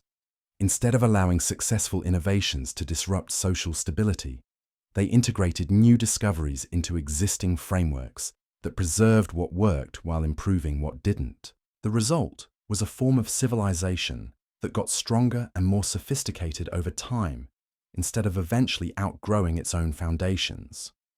They had solved the problem that destroys most advanced societies, the tendency for short-term success to undermine long-term sustainability. But maintaining this balance required more than just good intentions or wise leadership. It required institutional mechanisms that could preserve complex knowledge across generations, while preventing the concentration of power that typically leads to exploitation and eventual collapse. Recent discoveries are revealing that these mechanisms were far more sophisticated than anyone imagined. At sites across the Amazon, researchers are finding evidence of educational systems that were designed not just to transmit existing knowledge, but to improve it through systematic investigation and experimentation. These weren't simple apprenticeship programs or religious schools. They were research institutions where multiple generations of specialists worked on long-term projects to solve complex problems. Students didn't just learn existing techniques, they were trained to question, test, and improve them through careful observation and controlled experimentation. The archaeological evidence shows these educational systems were coordinated across the entire network of Amazon's settlements, promising students could travel between communities to study with different specialists. Discoveries made at one institution were systematically shared with others. Research projects were designed to span multiple generations, with each cohort of students building on the work of their predecessors. This created a continental-scale research and development system that could tackle problems too complex for any individual community to solve alone. Climate adaptation, resource management, social organization. These civilizations were systematically working on the same challenges that face modern societies, but with approaches that were more collaborative and more focused on long-term solutions. And the evidence suggests their methods were remarkably effective. The agricultural techniques they developed are still more productive than modern industrial farming. The materials they created are still more durable than many contemporary products. The social systems they designed maintained stability and prosperity for longer than most modern nations have existed. But perhaps most importantly, their research programs seem to have been specifically designed to address problems that wouldn't become critical until future generations. They were investing time and resources in solutions to challenges that hadn't yet become urgent, because they understood that by the time problems become crises, it's often too late to develop effective responses. This long-term orientation wasn't just a cultural preference, it was built into their institutional structures at every level. Leaders were evaluated based on how their decisions would affect communities decades in the future. Research programs were designed to produce benefits that would accumulate over centuries. Even individual families made decisions based on how they would impact descendants they would never meet. This represents a fundamentally different approach to decision-making than what characterizes most human societies. Instead of optimizing for immediate benefits, they optimized for long-term cumulative advantages. Instead of treating future generations as someone else's problem, they treated them as the ultimate measure of success. The result was a civilization that thought in geological timescales while remaining adaptable enough to respond to immediate challenges. They could maintain long-term projects that spanned centuries while adjusting their methods based on new information and changing conditions. This balance between stability and adaptability may be their greatest achievement. Most societies are either too rigid to adapt to change or too flexible to maintain long-term commitments. The Amazon civilizations found ways to be both conservative and innovative, traditional and progressive, stable and dynamic. But achieving this balance required something that's even rarer than technological sophistication or social organization: wisdom. The kind of collective wisdom that comes from understanding the long-term consequences of short-term decisions, the interconnections between apparently separate systems, and the responsibility that comes with the power to reshape the world. The archaeological evidence suggests these societies had developed cultural mechanisms for cultivating and preserving this kind of wisdom across generations. Instead of allowing knowledge to become concentrated in small elites who could use it for personal advantage, they created systems that distributed wisdom throughout their communities while ensuring it was continuously refined and improved. This wasn't just education or training. It was the systematic cultivation of judgment, perspective, and understanding that enabled entire societies to make decisions that served long-term interests even when they conflicted with immediate desires. And perhaps this is the most important lesson these lost kingdoms offer our modern world. All the technological innovations, all the agricultural techniques, all the social innovations they developed were ultimately expressions of this deeper wisdom. The understanding that true success means creating systems that benefit not just ourselves, but everyone who comes after us. Without this wisdom, technology becomes destructive, social organization becomes exploitative, and innovation becomes a force that undermines rather than enhances human welfare. With it, even simple tools and basic social arrangements can create abundance that lasts for centuries. The Amazon civilizations had this wisdom, and it enabled them to achieve things that still seem impossible by modern standards. They created sustainable prosperity on a massive scale, maintained social cooperation across vast distances and long time periods, and developed technologies that enhanced rather than degraded the natural systems that supported them. But they lost it all to forces completely beyond their control, diseases that killed 90% of their population in a single century, disrupting the cultural transmission systems that had preserved their knowledge for over 1,000 years. The tragedy isn't just that these remarkable civilizations disappeared, it's that their disappearance deprived humanity of approaches to development and organization that might have prevented the environmental and social crises facing our own world today. But their legacy isn't entirely lost. Every archaeological site that's excavated, every oral tradition that's recorded, every technique that's reconstructed brings us closer to understanding the principles that made their achievements possible. And perhaps more importantly, their example proves that the problems we consider inevitable, environmental destruction, social inequality, the conflict between progress and sustainability, aren't inevitable at all. They're choices, and different choices are possible. The lost kingdoms of the Amazon aren't just historical curiosities. They're proof that human civilization can achieve remarkable things when it's organized around wisdom instead of power, cooperation instead of competition, long-term thinking instead of short-term gain. Whether we're wise enough to learn from their example before it's too late remains to be seen. But the knowledge is there, preserved in the earthworks and artifacts that are finally being recognized for what they truly represent. Evidence that a better world is possible because it once existed. And every day that passes without applying these lessons is another day closer to joining these remarkable civilizations in the category of advanced societies that couldn't quite figure out how to survive their own success. The choice is ours. The Amazon kingdoms have shown us what's possible. Now we have to decide whether we're brave enough to follow their example or wise enough to learn from their fate. But there's one more discovery that changes everything we thought we knew about these lost civilizations. Something so extraordinary that it challenges not just our understanding of the Amazon kingdoms, but our entire conception of human potential itself. In late 2024, a team working in the remote Putumayo region made a find that sent shockwaves through the archaeological community. Deep beneath layers of forest debris, they uncovered what can only be described as an ancient library, not of books or scrolls, but of something far more durable and far more sophisticated. The facility contains thousands of ceramic tablets, each one encoded with complex geometric patterns that represent a form of information storage, unlike anything previously discovered in the Americas. But these aren't simple pictographs or basic record-keeping systems.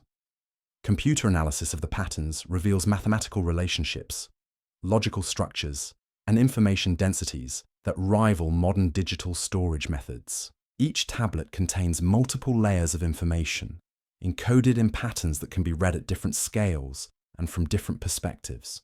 A single ceramic piece might contain agricultural data, astronomical observations, social protocols, and technological specifications, all integrated into geometric designs that are simultaneously functional information storage and sophisticated artistic expression. But here's what makes this discovery truly revolutionary. The tablets aren't just records of existing knowledge.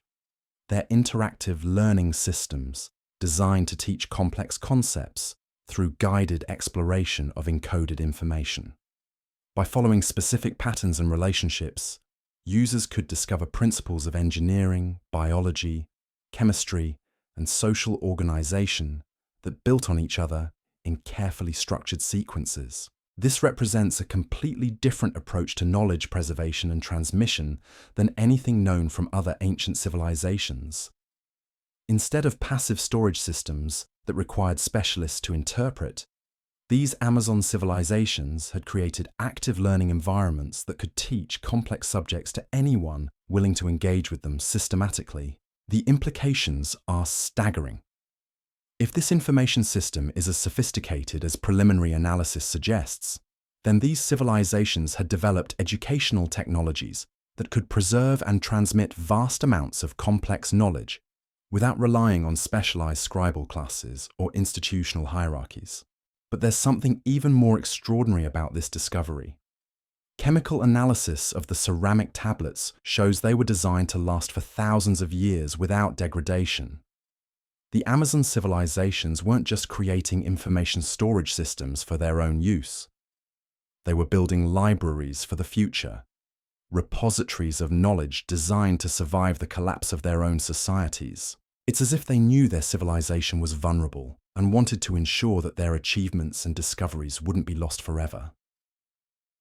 They created time capsules of wisdom, encoded in materials and methods that could survive centuries of neglect and still function when rediscovered.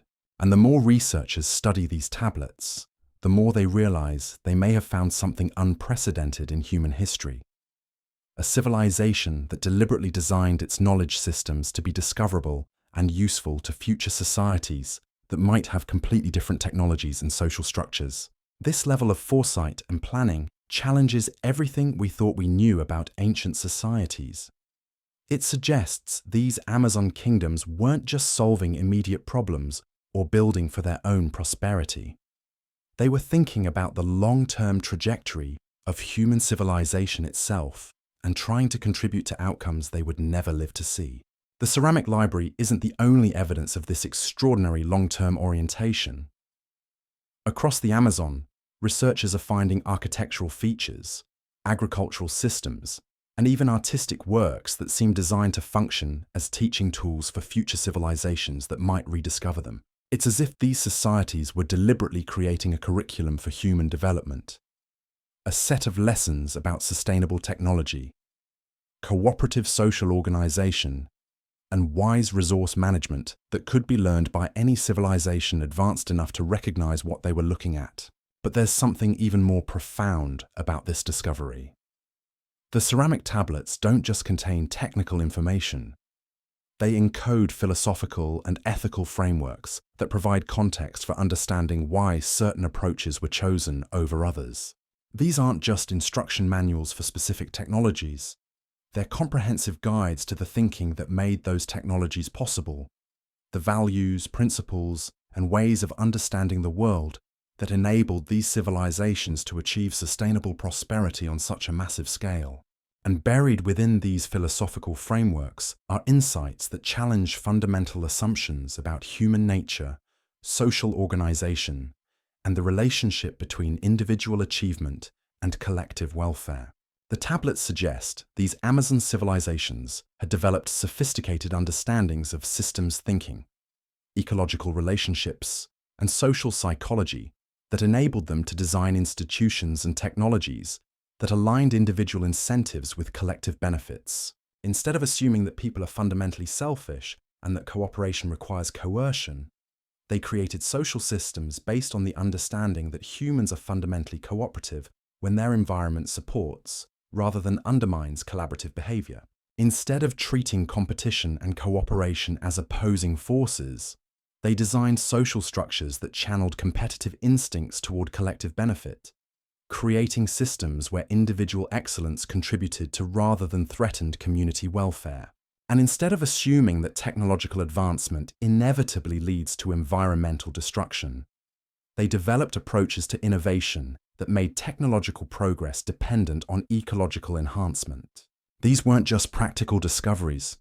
They were profound insights into human potential that enabled entire civilizations to function at levels of cooperation and sustainability that we still consider impossible. But perhaps the most remarkable aspect of the ceramic library is what it reveals about the ultimate fate of these Amazon kingdoms. The final tablets in the sequence don't just contain technical information, they contain messages to future civilizations, reflections on the achievements and failures of their own society, and warnings about the challenges that any advanced civilization will eventually face. Reading these messages is like receiving letters from the deep past, communications from people who lived centuries ago, but who understood things about the trajectory of human development that we're only now beginning to recognize.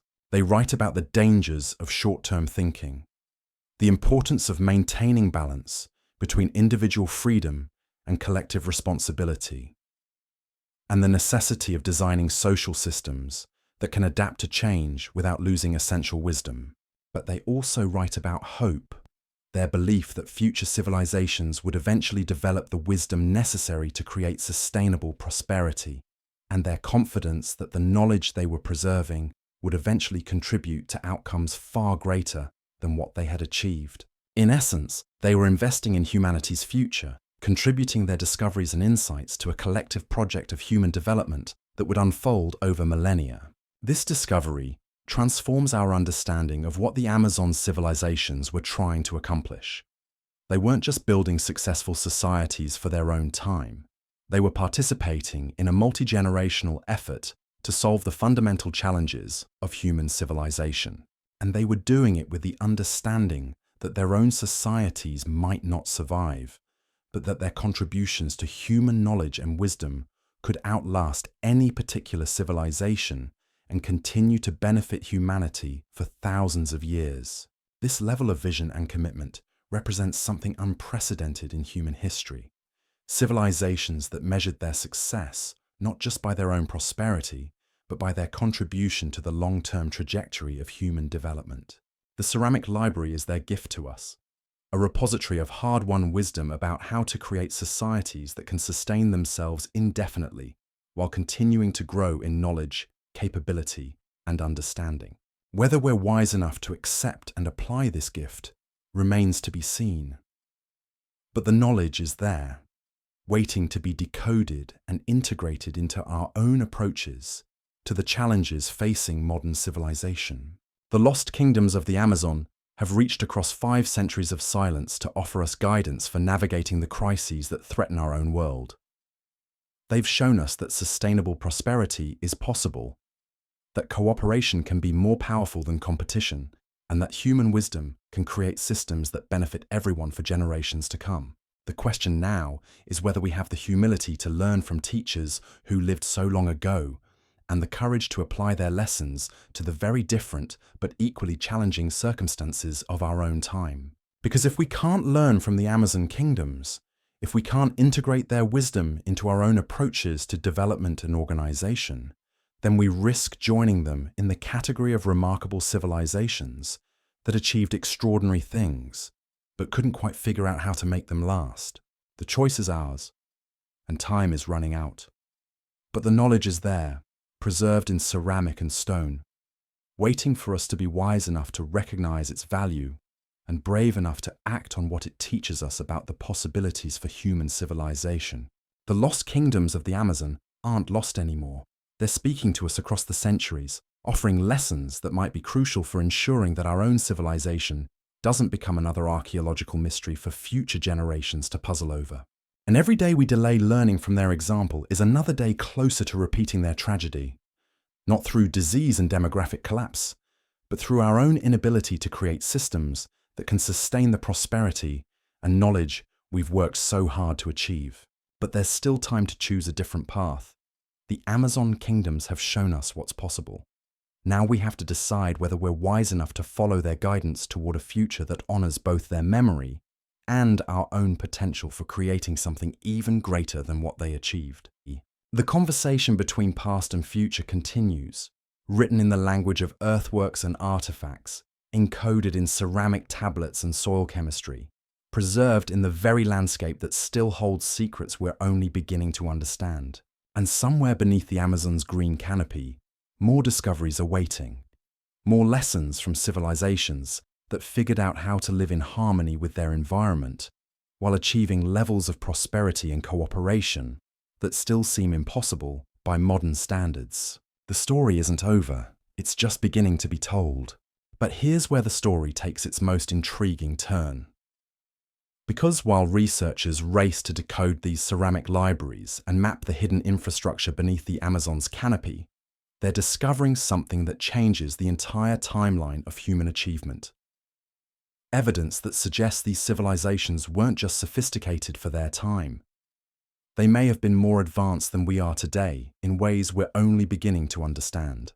In early 2025, a discovery in the Colombian Amazon shattered conventional thinking about pre-Columbian technological capabilities. Deep within what appeared to be a collapsed underground chamber, researchers found something that shouldn't exist according to everything we know about ancient metallurgy. Precision instruments made from alloys that require temperatures and chemical processes we didn't think were possible without modern industrial equipment. These weren't crude tools or decorative objects. They were sophisticated measuring devices, optical instruments, and what can only be described as precision machinery. The metallurgical analysis revealed alloys that combine metals from different continents, suggesting trade networks that span the globe centuries before Europeans began their age of exploration. But even more remarkable was the discovery of what appears to be an ancient workshop where these instruments were manufactured. The facility contained furnaces capable of reaching temperatures that modern metallurgists struggle to achieve, chemical processing equipment that demonstrates knowledge of molecular chemistry, and quality control systems that ensured precision manufacturing on an industrial scale. The implications are staggering. If these Amazon civilizations possess such advanced metallurgical capabilities, what else might they have achieved that we haven't discovered yet? What other technologies did they develop that challenge our understanding of the trajectory of human innovation? Carbon dating places this workshop at around 900 AD, over 6 centuries before European contact. This means that while European societies were struggling through what historians call the Dark Ages, Amazon civilizations were developing technologies that wouldn't appear in the Old World until the Industrial Revolution. But there's something even more extraordinary about this discovery. The workshop wasn't just producing advanced tools. It was part of a research and development network that was systematically pushing the boundaries of what was technologically possible. Chemical residues show evidence of experimental processes, failed attempts, and iterative improvements that demonstrate a scientific approach to technological development. This wasn't accidental innovation or lucky discoveries. This was systematic research designed to solve specific problems and achieve specific capabilities. And the problems they were working on weren't simple ones. They were challenges that require sophisticated understanding of physics, chemistry, and engineering principles. Recent analysis of tool marks and manufacturing traces suggests they had developed machine tools, precision instruments that could create other precision instruments with tolerances that rival modern manufacturing capabilities. This represents a level of technological sophistication that historians assumed was impossible without the scientific revolution and industrial development that began in 18th century Europe. But these Amazon civilizations achieved similar results using completely different approaches. Instead of fossil fuel-powered machinery, they used human-powered mechanical systems of incredible sophistication. Instead of chemical processes based on petroleum derivatives, they used biological and mineral systems that were more sustainable and often more effective. And instead of manufacturing systems that produce pollution and waste, they created production methods that enhanced rather than degraded their local environments. Every aspect of their technology was designed to work with natural systems rather than against them. This discovery is forcing researchers to completely reconsider what they mean by technological advancement. If advancement means the ability to create sophisticated tools and solve complex problems, then these Amazon civilizations were incredibly advanced. But if advancement means the ability to do so sustainably, without environmental destruction, then they may have been more advanced than modern industrial civilization. But there's something else hidden in these archaeological discoveries that's even more profound than individual technological achievements. evidence of how these civilizations approach the fundamental challenge that faces every advanced society: how to continue developing and improving without eventually destroying the foundations that make development possible. The workshop discoveries reveal something remarkable about Amazon approaches to innovation. Instead of treating technological development as a race to create more powerful tools, they approached it as a process of creating more elegant solutions. Instead of optimizing for maximum capability, they optimized for minimum impact while achieving desired results. This philosophy is evident in every aspect of their technology. Their metallurgical processes used less energy and produced less waste than modern methods while achieving superior results. Their construction techniques created more durable structures using fewer materials. Their agricultural systems produced higher yields while improving rather than depleting soil quality. They had essentially developed what modern engineers are just beginning to understand: the principles of biomimicry and sustainable design that create maximum effectiveness with minimum resource consumption and environmental impact. But applying these principles required more than just technical knowledge. It required a fundamental shift in how they thought about the relationship between human needs and natural systems. Instead of seeing nature as something to be conquered and exploited, they understood it as something to be partnered with and enhanced. This perspective enabled them to develop technologies that were not just sustainable, but regenerative. Systems that improved the environment while serving human needs.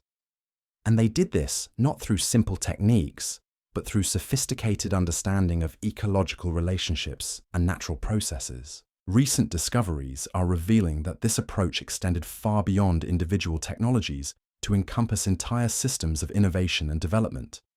These civilizations had created what modern systems theorists would recognize as circular economies, but implemented at a scale and level of sophistication that we're still trying to achieve. Every waste product from one process became input for another.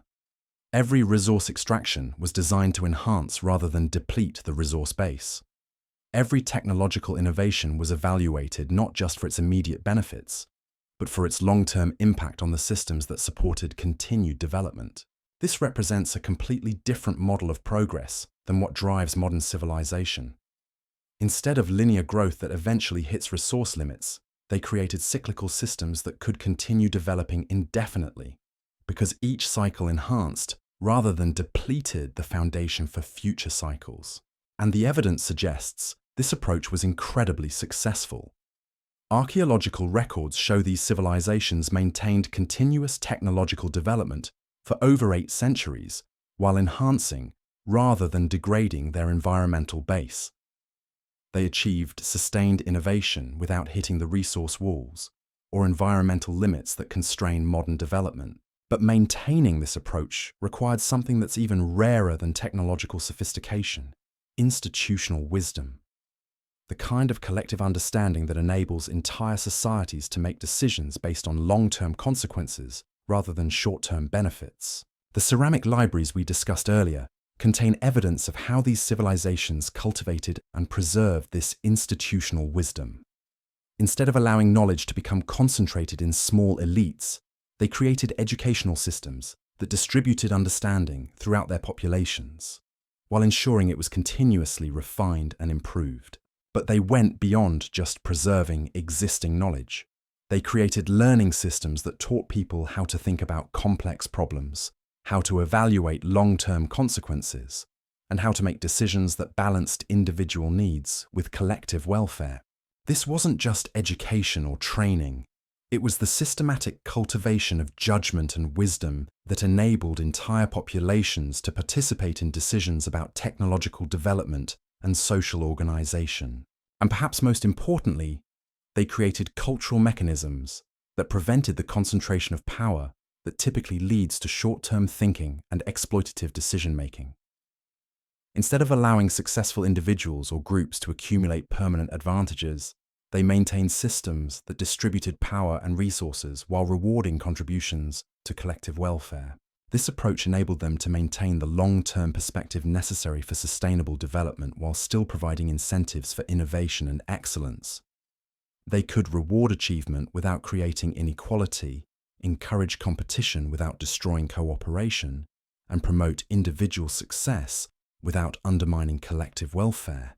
But there's something else emerging from recent discoveries that challenges our most basic assumptions about the scale and scope of these Amazon civilizations.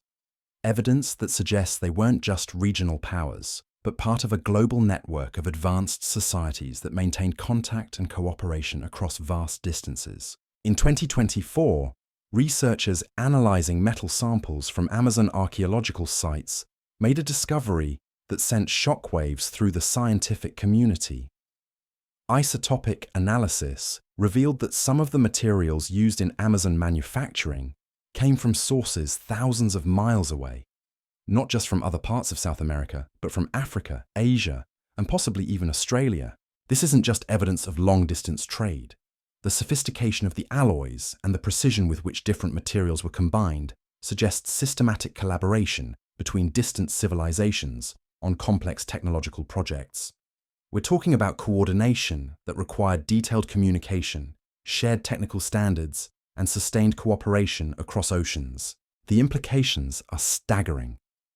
If Amazon civilizations maintained regular contact with advanced societies on other continents, then we may need to completely reconsider the timeline of global development. Instead of isolated civilizations developing independently, we may be looking at evidence of a worldwide network of advanced societies that shared knowledge and coordinated development projects.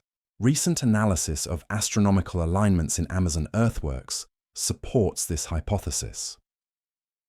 Many of the geometric patterns correspond not just to local celestial phenomena, but to astronomical events that would only be visible from other parts of the world. This suggests these civilizations had detailed knowledge of global astronomical observations that could only have been obtained through systematic communication with observers at different latitudes. But coordinating such observations would require more than just occasional contact. It would need sustained communication networks that could maintain accuracy across vast distances and long time periods. And the evidence suggests these networks existed and functioned with remarkable efficiency. Archaeological sites across South America show similar technological developments occurring simultaneously across thousands of miles. Innovation that appeared in one region would show up in distant areas within timeframes that suggest systematic knowledge sharing rather than independent development or gradual diffusion. This points to something unprecedented in human history, a global civilization that operated through cooperative networks rather than centralized empires. Instead of single powers conquering and controlling vast territories, these societies seem to have maintained voluntary cooperation across continents while preserving local autonomy and cultural diversity. The organizational principles that made this possible challenge everything we thought we knew about large-scale human cooperation. How do you coordinate activities across such vast distances without the communication technologies we consider essential? How do you maintain trust and cooperation between societies that might have fundamentally different cultures and social systems? The answer may lie in discoveries that are revealing the true sophistication of Amazon information systems. The ceramic tablets we discussed earlier weren't just local storage devices.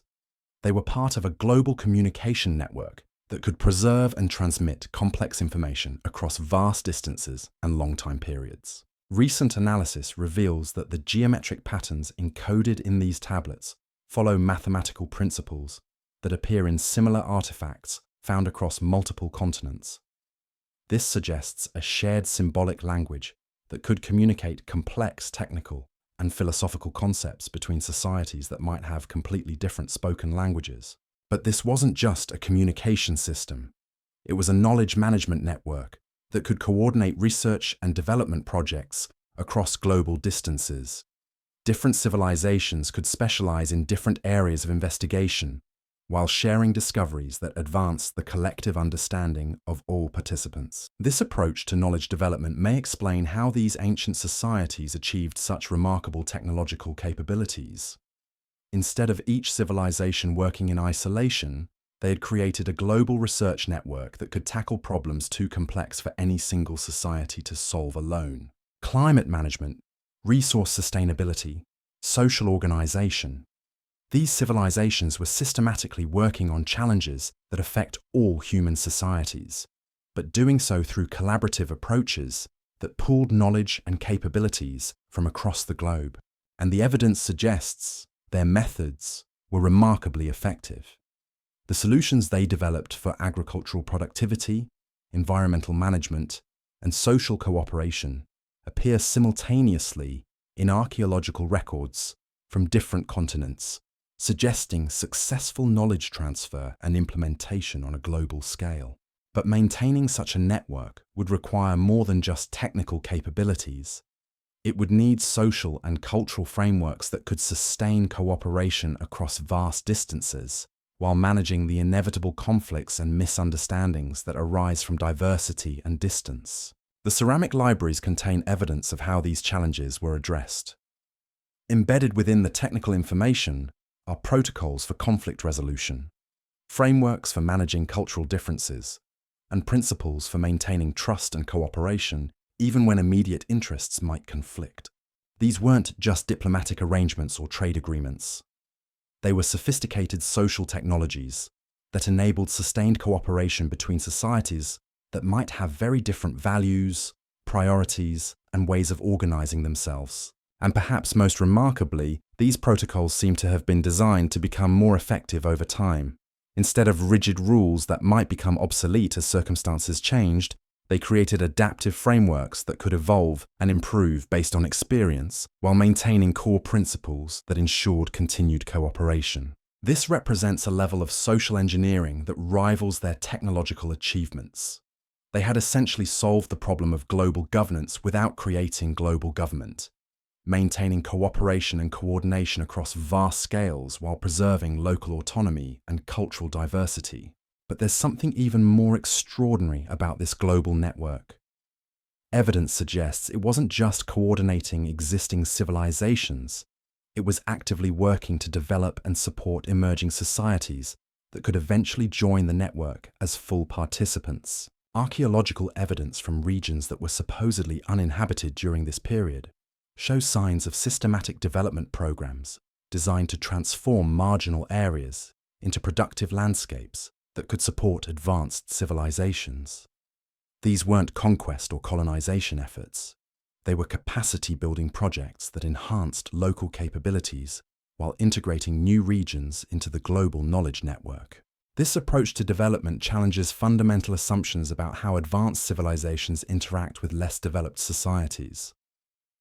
Instead of exploitation or domination, these ancient networks seem to have focused on enhancement and integration, helping emerging societies develop their own capabilities while contributing to collective knowledge and welfare.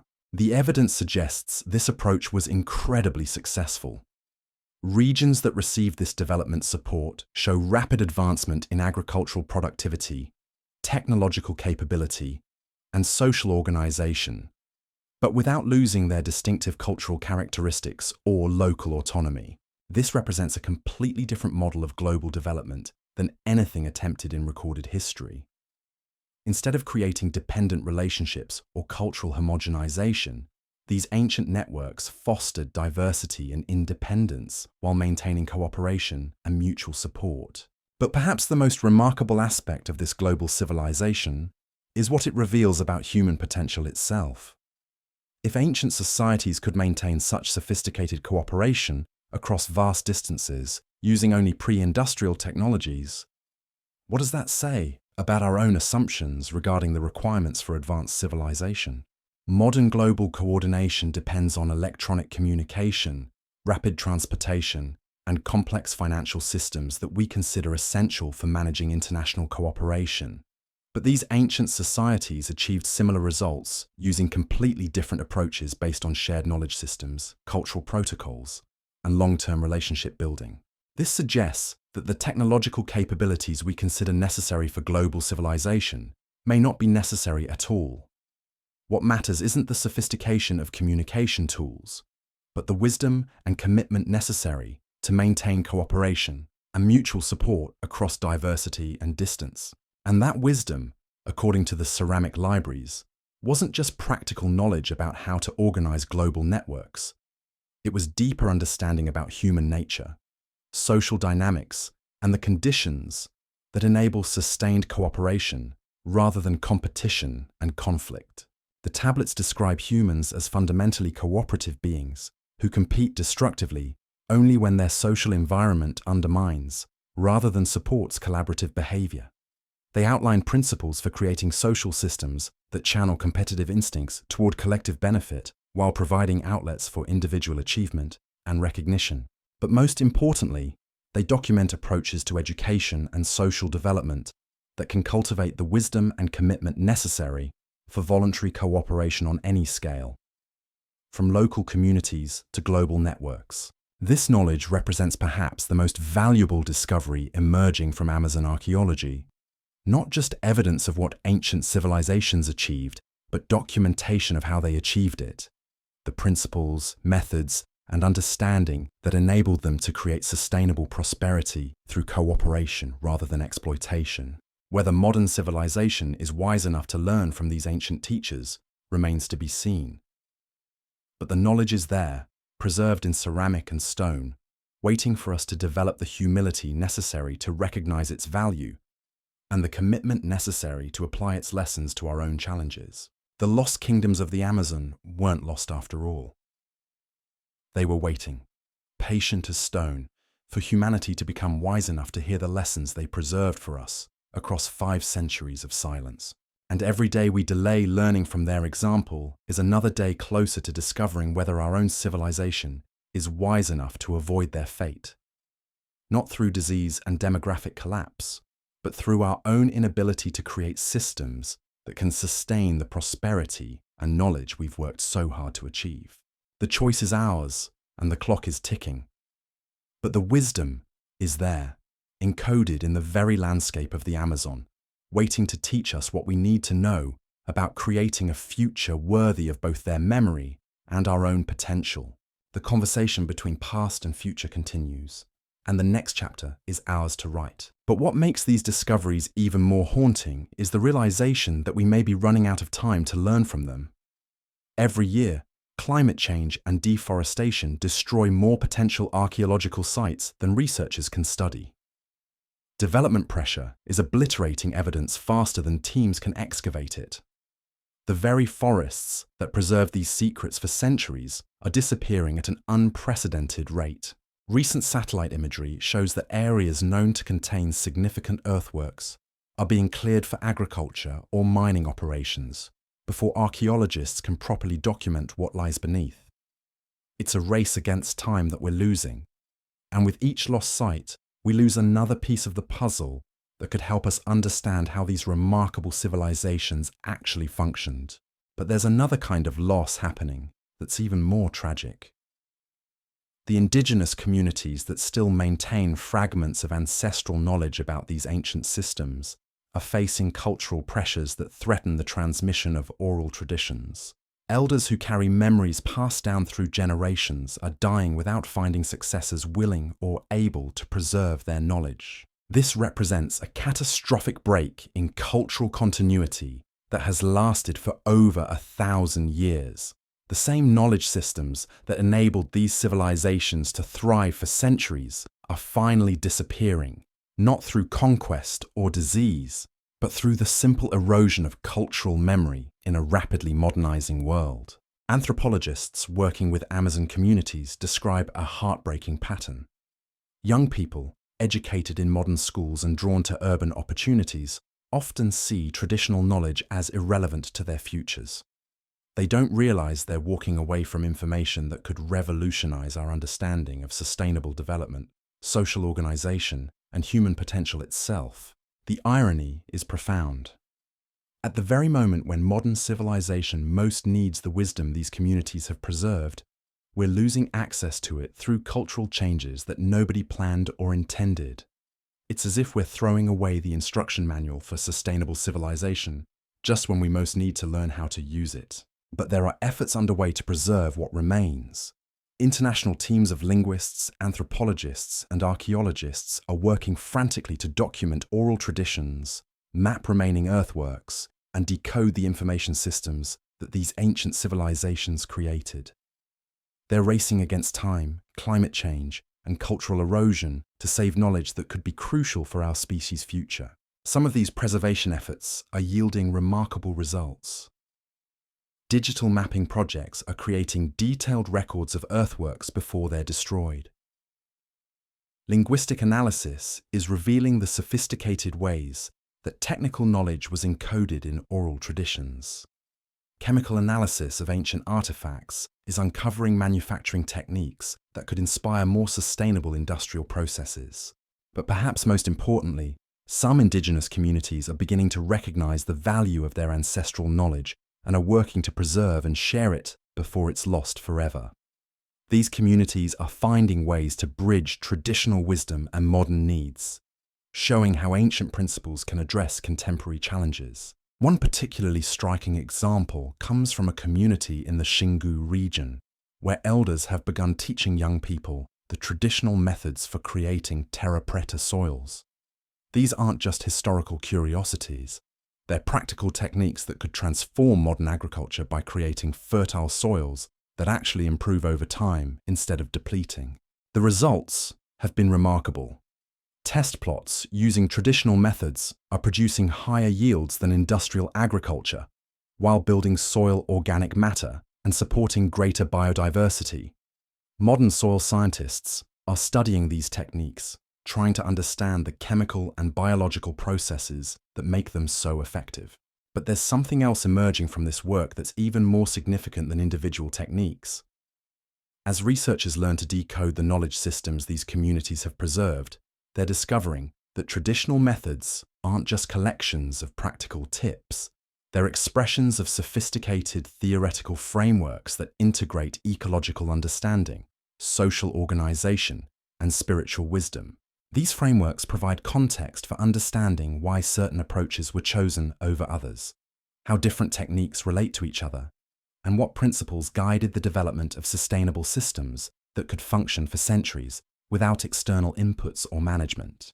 This deeper understanding is revealing that the Amazon civilizations weren't just technologically advanced.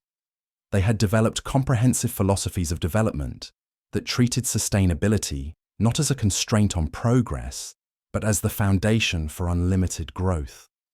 They understood that true advancement means creating systems that become more productive and more resilient over time, and they had figured out how to apply this understanding across every aspect of their civilization.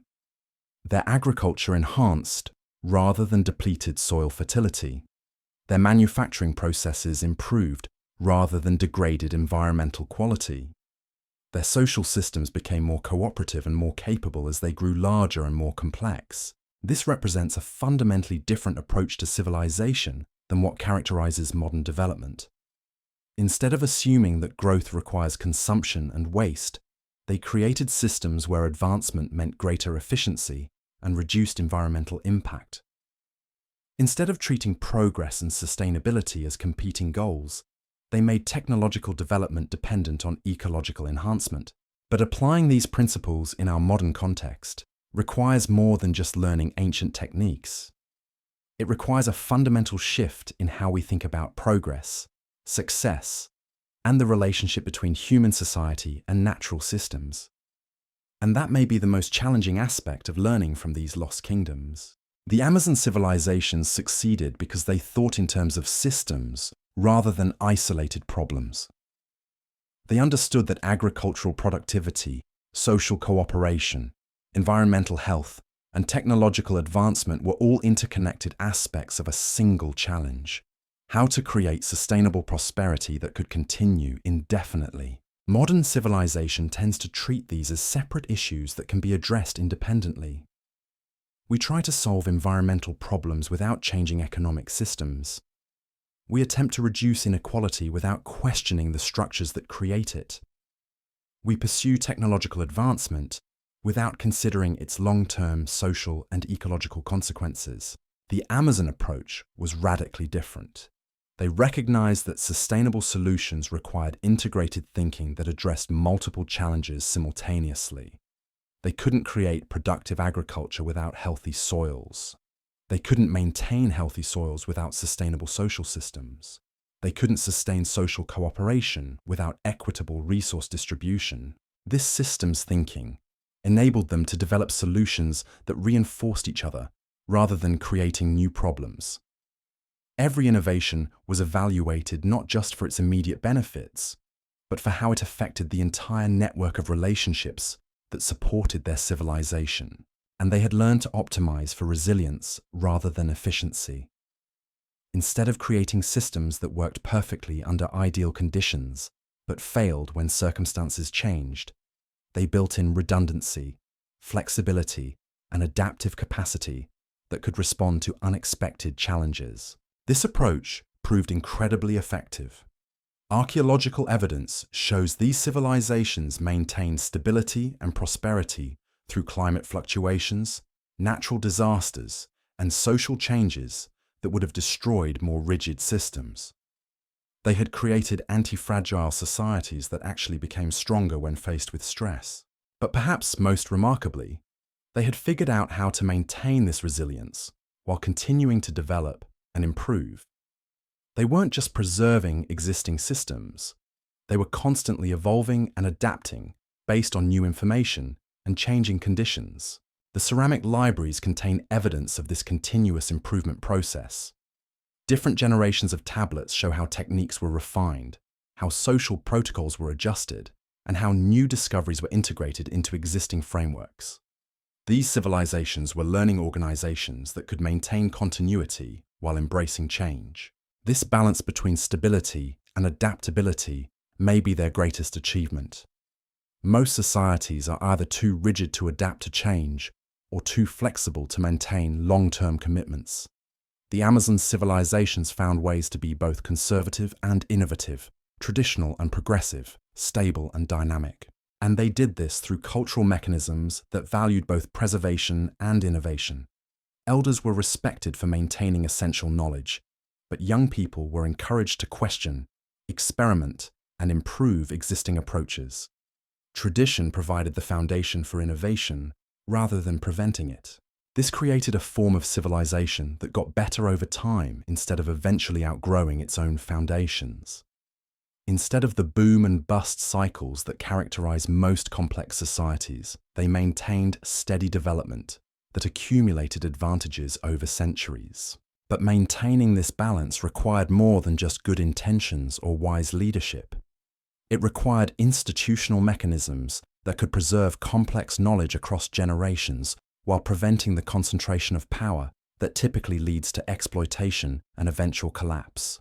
The evidence suggests they achieved this through what modern organizational theorists would recognize as distributed intelligence systems. Instead of centralizing decision-making in hierarchical bureaucracies, they created networks of autonomous communities that could coordinate activities while maintaining local control over resources and priorities. This approach prevented the institutional sclerosis that destroys most large organizations over time. Instead of becoming less responsive and less innovative as they grew larger, these networks became more capable and more adaptive because they could draw on diverse sources of knowledge and experience. But they also created cultural mechanisms that prevented the fragmentation and conflict that typically emerges when autonomous groups compete for resources or influence. Instead of zero-sum competition, they developed positive-sum approaches that made individual success dependent on collective welfare. These weren't just organizational innovations. They were social technologies that enabled sustained cooperation on unprecedented scales, without the coercion and inequality that characterize most large civilizations. And perhaps most importantly, they had learned to think in geological timescales while remaining responsive to immediate needs. They could maintain projects that spanned centuries while adapting quickly to changing circumstances. They could preserve essential knowledge across generations while continuously improving their understanding and capabilities. This temporal flexibility may be the key to their longevity. They understood that sustainable systems must be designed to function across multiple timescales simultaneously, responsive enough to handle immediate challenges, stable enough to maintain continuity across generations, and adaptive enough to evolve with changing conditions. Modern civilization struggles with these temporal challenges. Our political systems optimize for short-term results that fit within electoral cycles. Our economic systems prioritize quarterly profits over long-term sustainability. Our educational systems prepare people for jobs that may not exist by the time they graduate. The Amazon civilizations had solved these temporal mismatches by creating institutions that aligned short-term incentives with long-term benefits. Individual success required contributions to collective welfare. Immediate gains had to be compatible with sustainable practices. Innovation was rewarded only if it enhanced rather than undermined the foundation for future development. This alignment enabled them to maintain the long-term perspective necessary for sustainable development while still providing strong incentives for individual achievement and innovation. They could reward excellence without creating inequality, encourage competition without destroying cooperation, and promote progress without undermining stability. But there's something else about these discoveries that challenges our most fundamental assumptions about human nature and social organization. The Amazon civilizations weren't just successful, they were happy. Archaeological evidence suggests these were societies with remarkably high quality of life, low levels of violence, and strong social cohesion. This contradicts the common assumption that large-scale cooperation requires sacrifice of individual freedom and happiness. The Amazon kingdoms seem to have found ways to maximize both individual fulfillment and collective welfare simultaneously. Recent analysis of settlement patterns, artifact distributions, and even skeletal remains suggests these were societies with low stress levels, high social mobility, and broad participation in cultural and intellectual life. People weren't just surviving, they were thriving in ways that many modern societies struggle to achieve. This raises profound questions about the paths our own civilization has chosen. If it's possible to create large-scale societies that are both sustainable and fulfilling, both innovative and stable, both prosperous and equitable, then why haven't we figured out how to do it? The answer may lie in the different assumptions these civilizations made about human nature and social organization. Instead of assuming that people are fundamentally selfish and that cooperation requires external coercion, they designed systems based on the understanding that humans are naturally cooperative when their environment supports collaborative behavior. Instead of treating competition and cooperation as opposing forces, they created social structures that channeled competitive instincts toward collective benefit. Instead of accepting inequality as the price of innovation, they developed approaches that made individual excellence contribute to rather than threaten community welfare. These weren't just idealistic philosophies. They were practical frameworks that enabled entire civilizations to function at levels of cooperation and sustainability that we still consider impossible. And they worked for over 8 centuries, supporting populations in the millions while continuously improving their technological capabilities, social systems, and environmental management. They proved that the trade-offs we accept as inevitable between growth and sustainability, between individual freedom and social cooperation, between technological advancement and environmental protection, aren't necessary at all. But their example also reveals the fragility of even the most successful civilizations. Despite all their achievements, despite their wisdom and their sustainable systems, they couldn't survive the demographic catastrophe that followed European contact. No amount of social innovation or technological sophistication could protect them from diseases to which they had no immunity. This tragic vulnerability reminds us that even the wisest civilizations face challenges that are completely beyond their control. But it also highlights the importance of preserving and sharing knowledge across different societies and time periods. The Amazon civilizations might have survived if they had been part of a truly global network that could have provided support during their crisis. And perhaps that's the most important lesson they offer our modern world. In an era of global challenges that no single nation can address alone, climate change, pandemic disease, environmental degradation, social inequality, We need the kind of cooperative frameworks these ancient civilizations developed for managing complex problems across vast scales. We need their systems thinking, their long-term perspective, their ability to align individual incentives with collective welfare. We need their approaches to sustainable development, their methods for maintaining social cooperation, their wisdom about how to create resilient systems that can adapt and improve over time. Most importantly, we need their understanding that true advancement means creating systems that enhance rather than exploit the natural and social foundations that make civilization possible. The knowledge is there, preserved in earthworks and artifacts, encoded in ceramic tablets and soil chemistry, maintained in the oral traditions of indigenous communities who still remember fragments of ancestral wisdom. But accessing this knowledge requires more than just archaeological research or linguistic analysis. It requires the humility to recognize that civilizations we dismissed as primitive may have been more advanced than our own in the ways that matter most for long-term survival.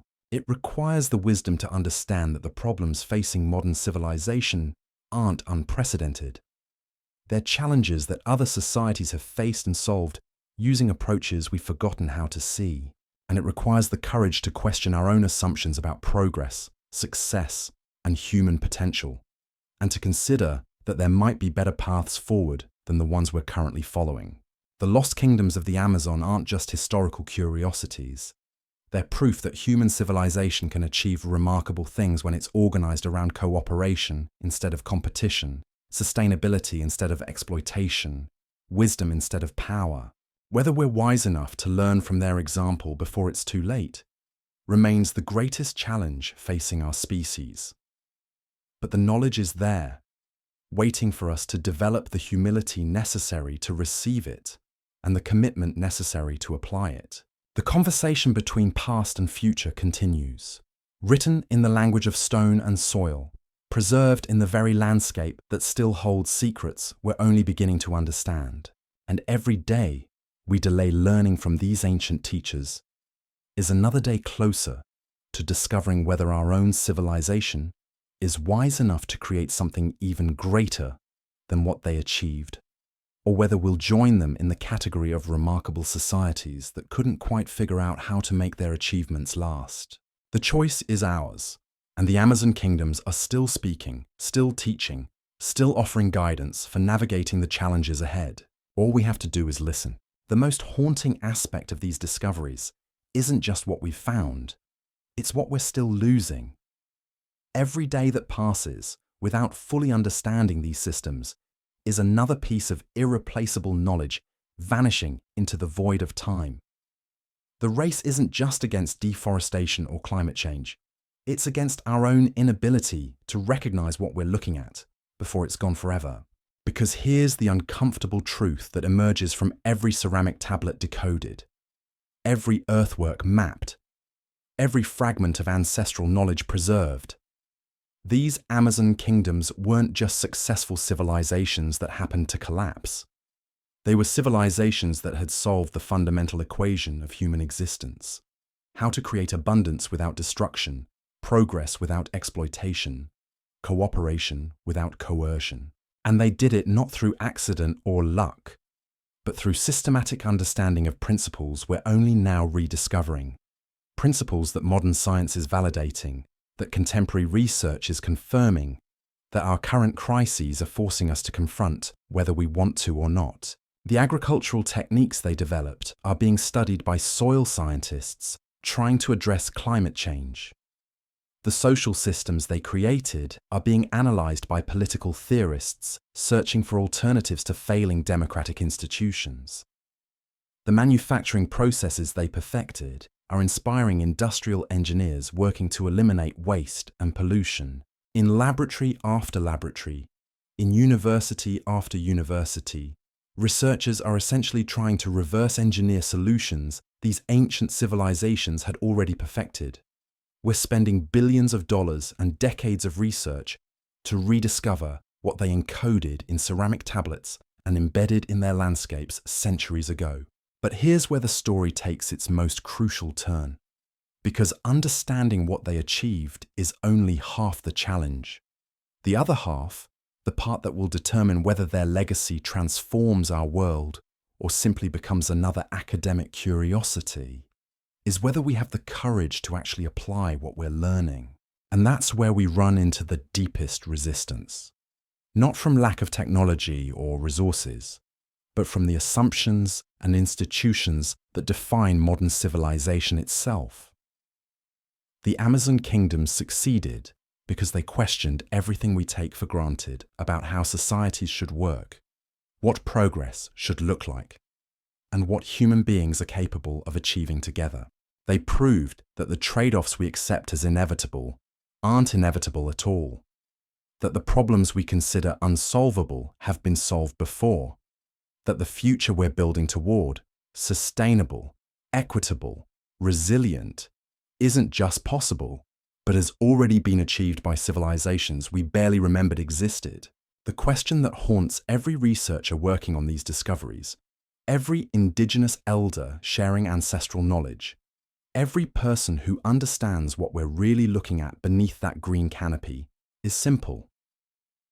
Are we wise enough to learn from teachers who lived 500 years ago? Because if we're not, if we can't overcome our own assumptions about progress and civilization and human potential, then these remarkable discoveries will remain exactly what they are right now. Fascinating glimpses of what might have been, rather than blueprints for what could still be. The Amazon kingdoms are speaking to us across centuries of silence, offering lessons that could transform our understanding of what civilization can achieve. But they can't force us to listen. They can't make us apply what they're teaching. They can only wait, patient as stone, for us to become wise enough to hear what they preserve for us in ceramic and soil. And every day we delay is another day closer to joining them in that patient silence, leaving our own mysteries for future archaeologists to puzzle over, wondering how a civilization that knew so much could still manage to lose everything that mattered most. The choice is ours. The knowledge is there. The Amazon kingdoms have done their part. Now it's time to see if we're brave enough to do ours.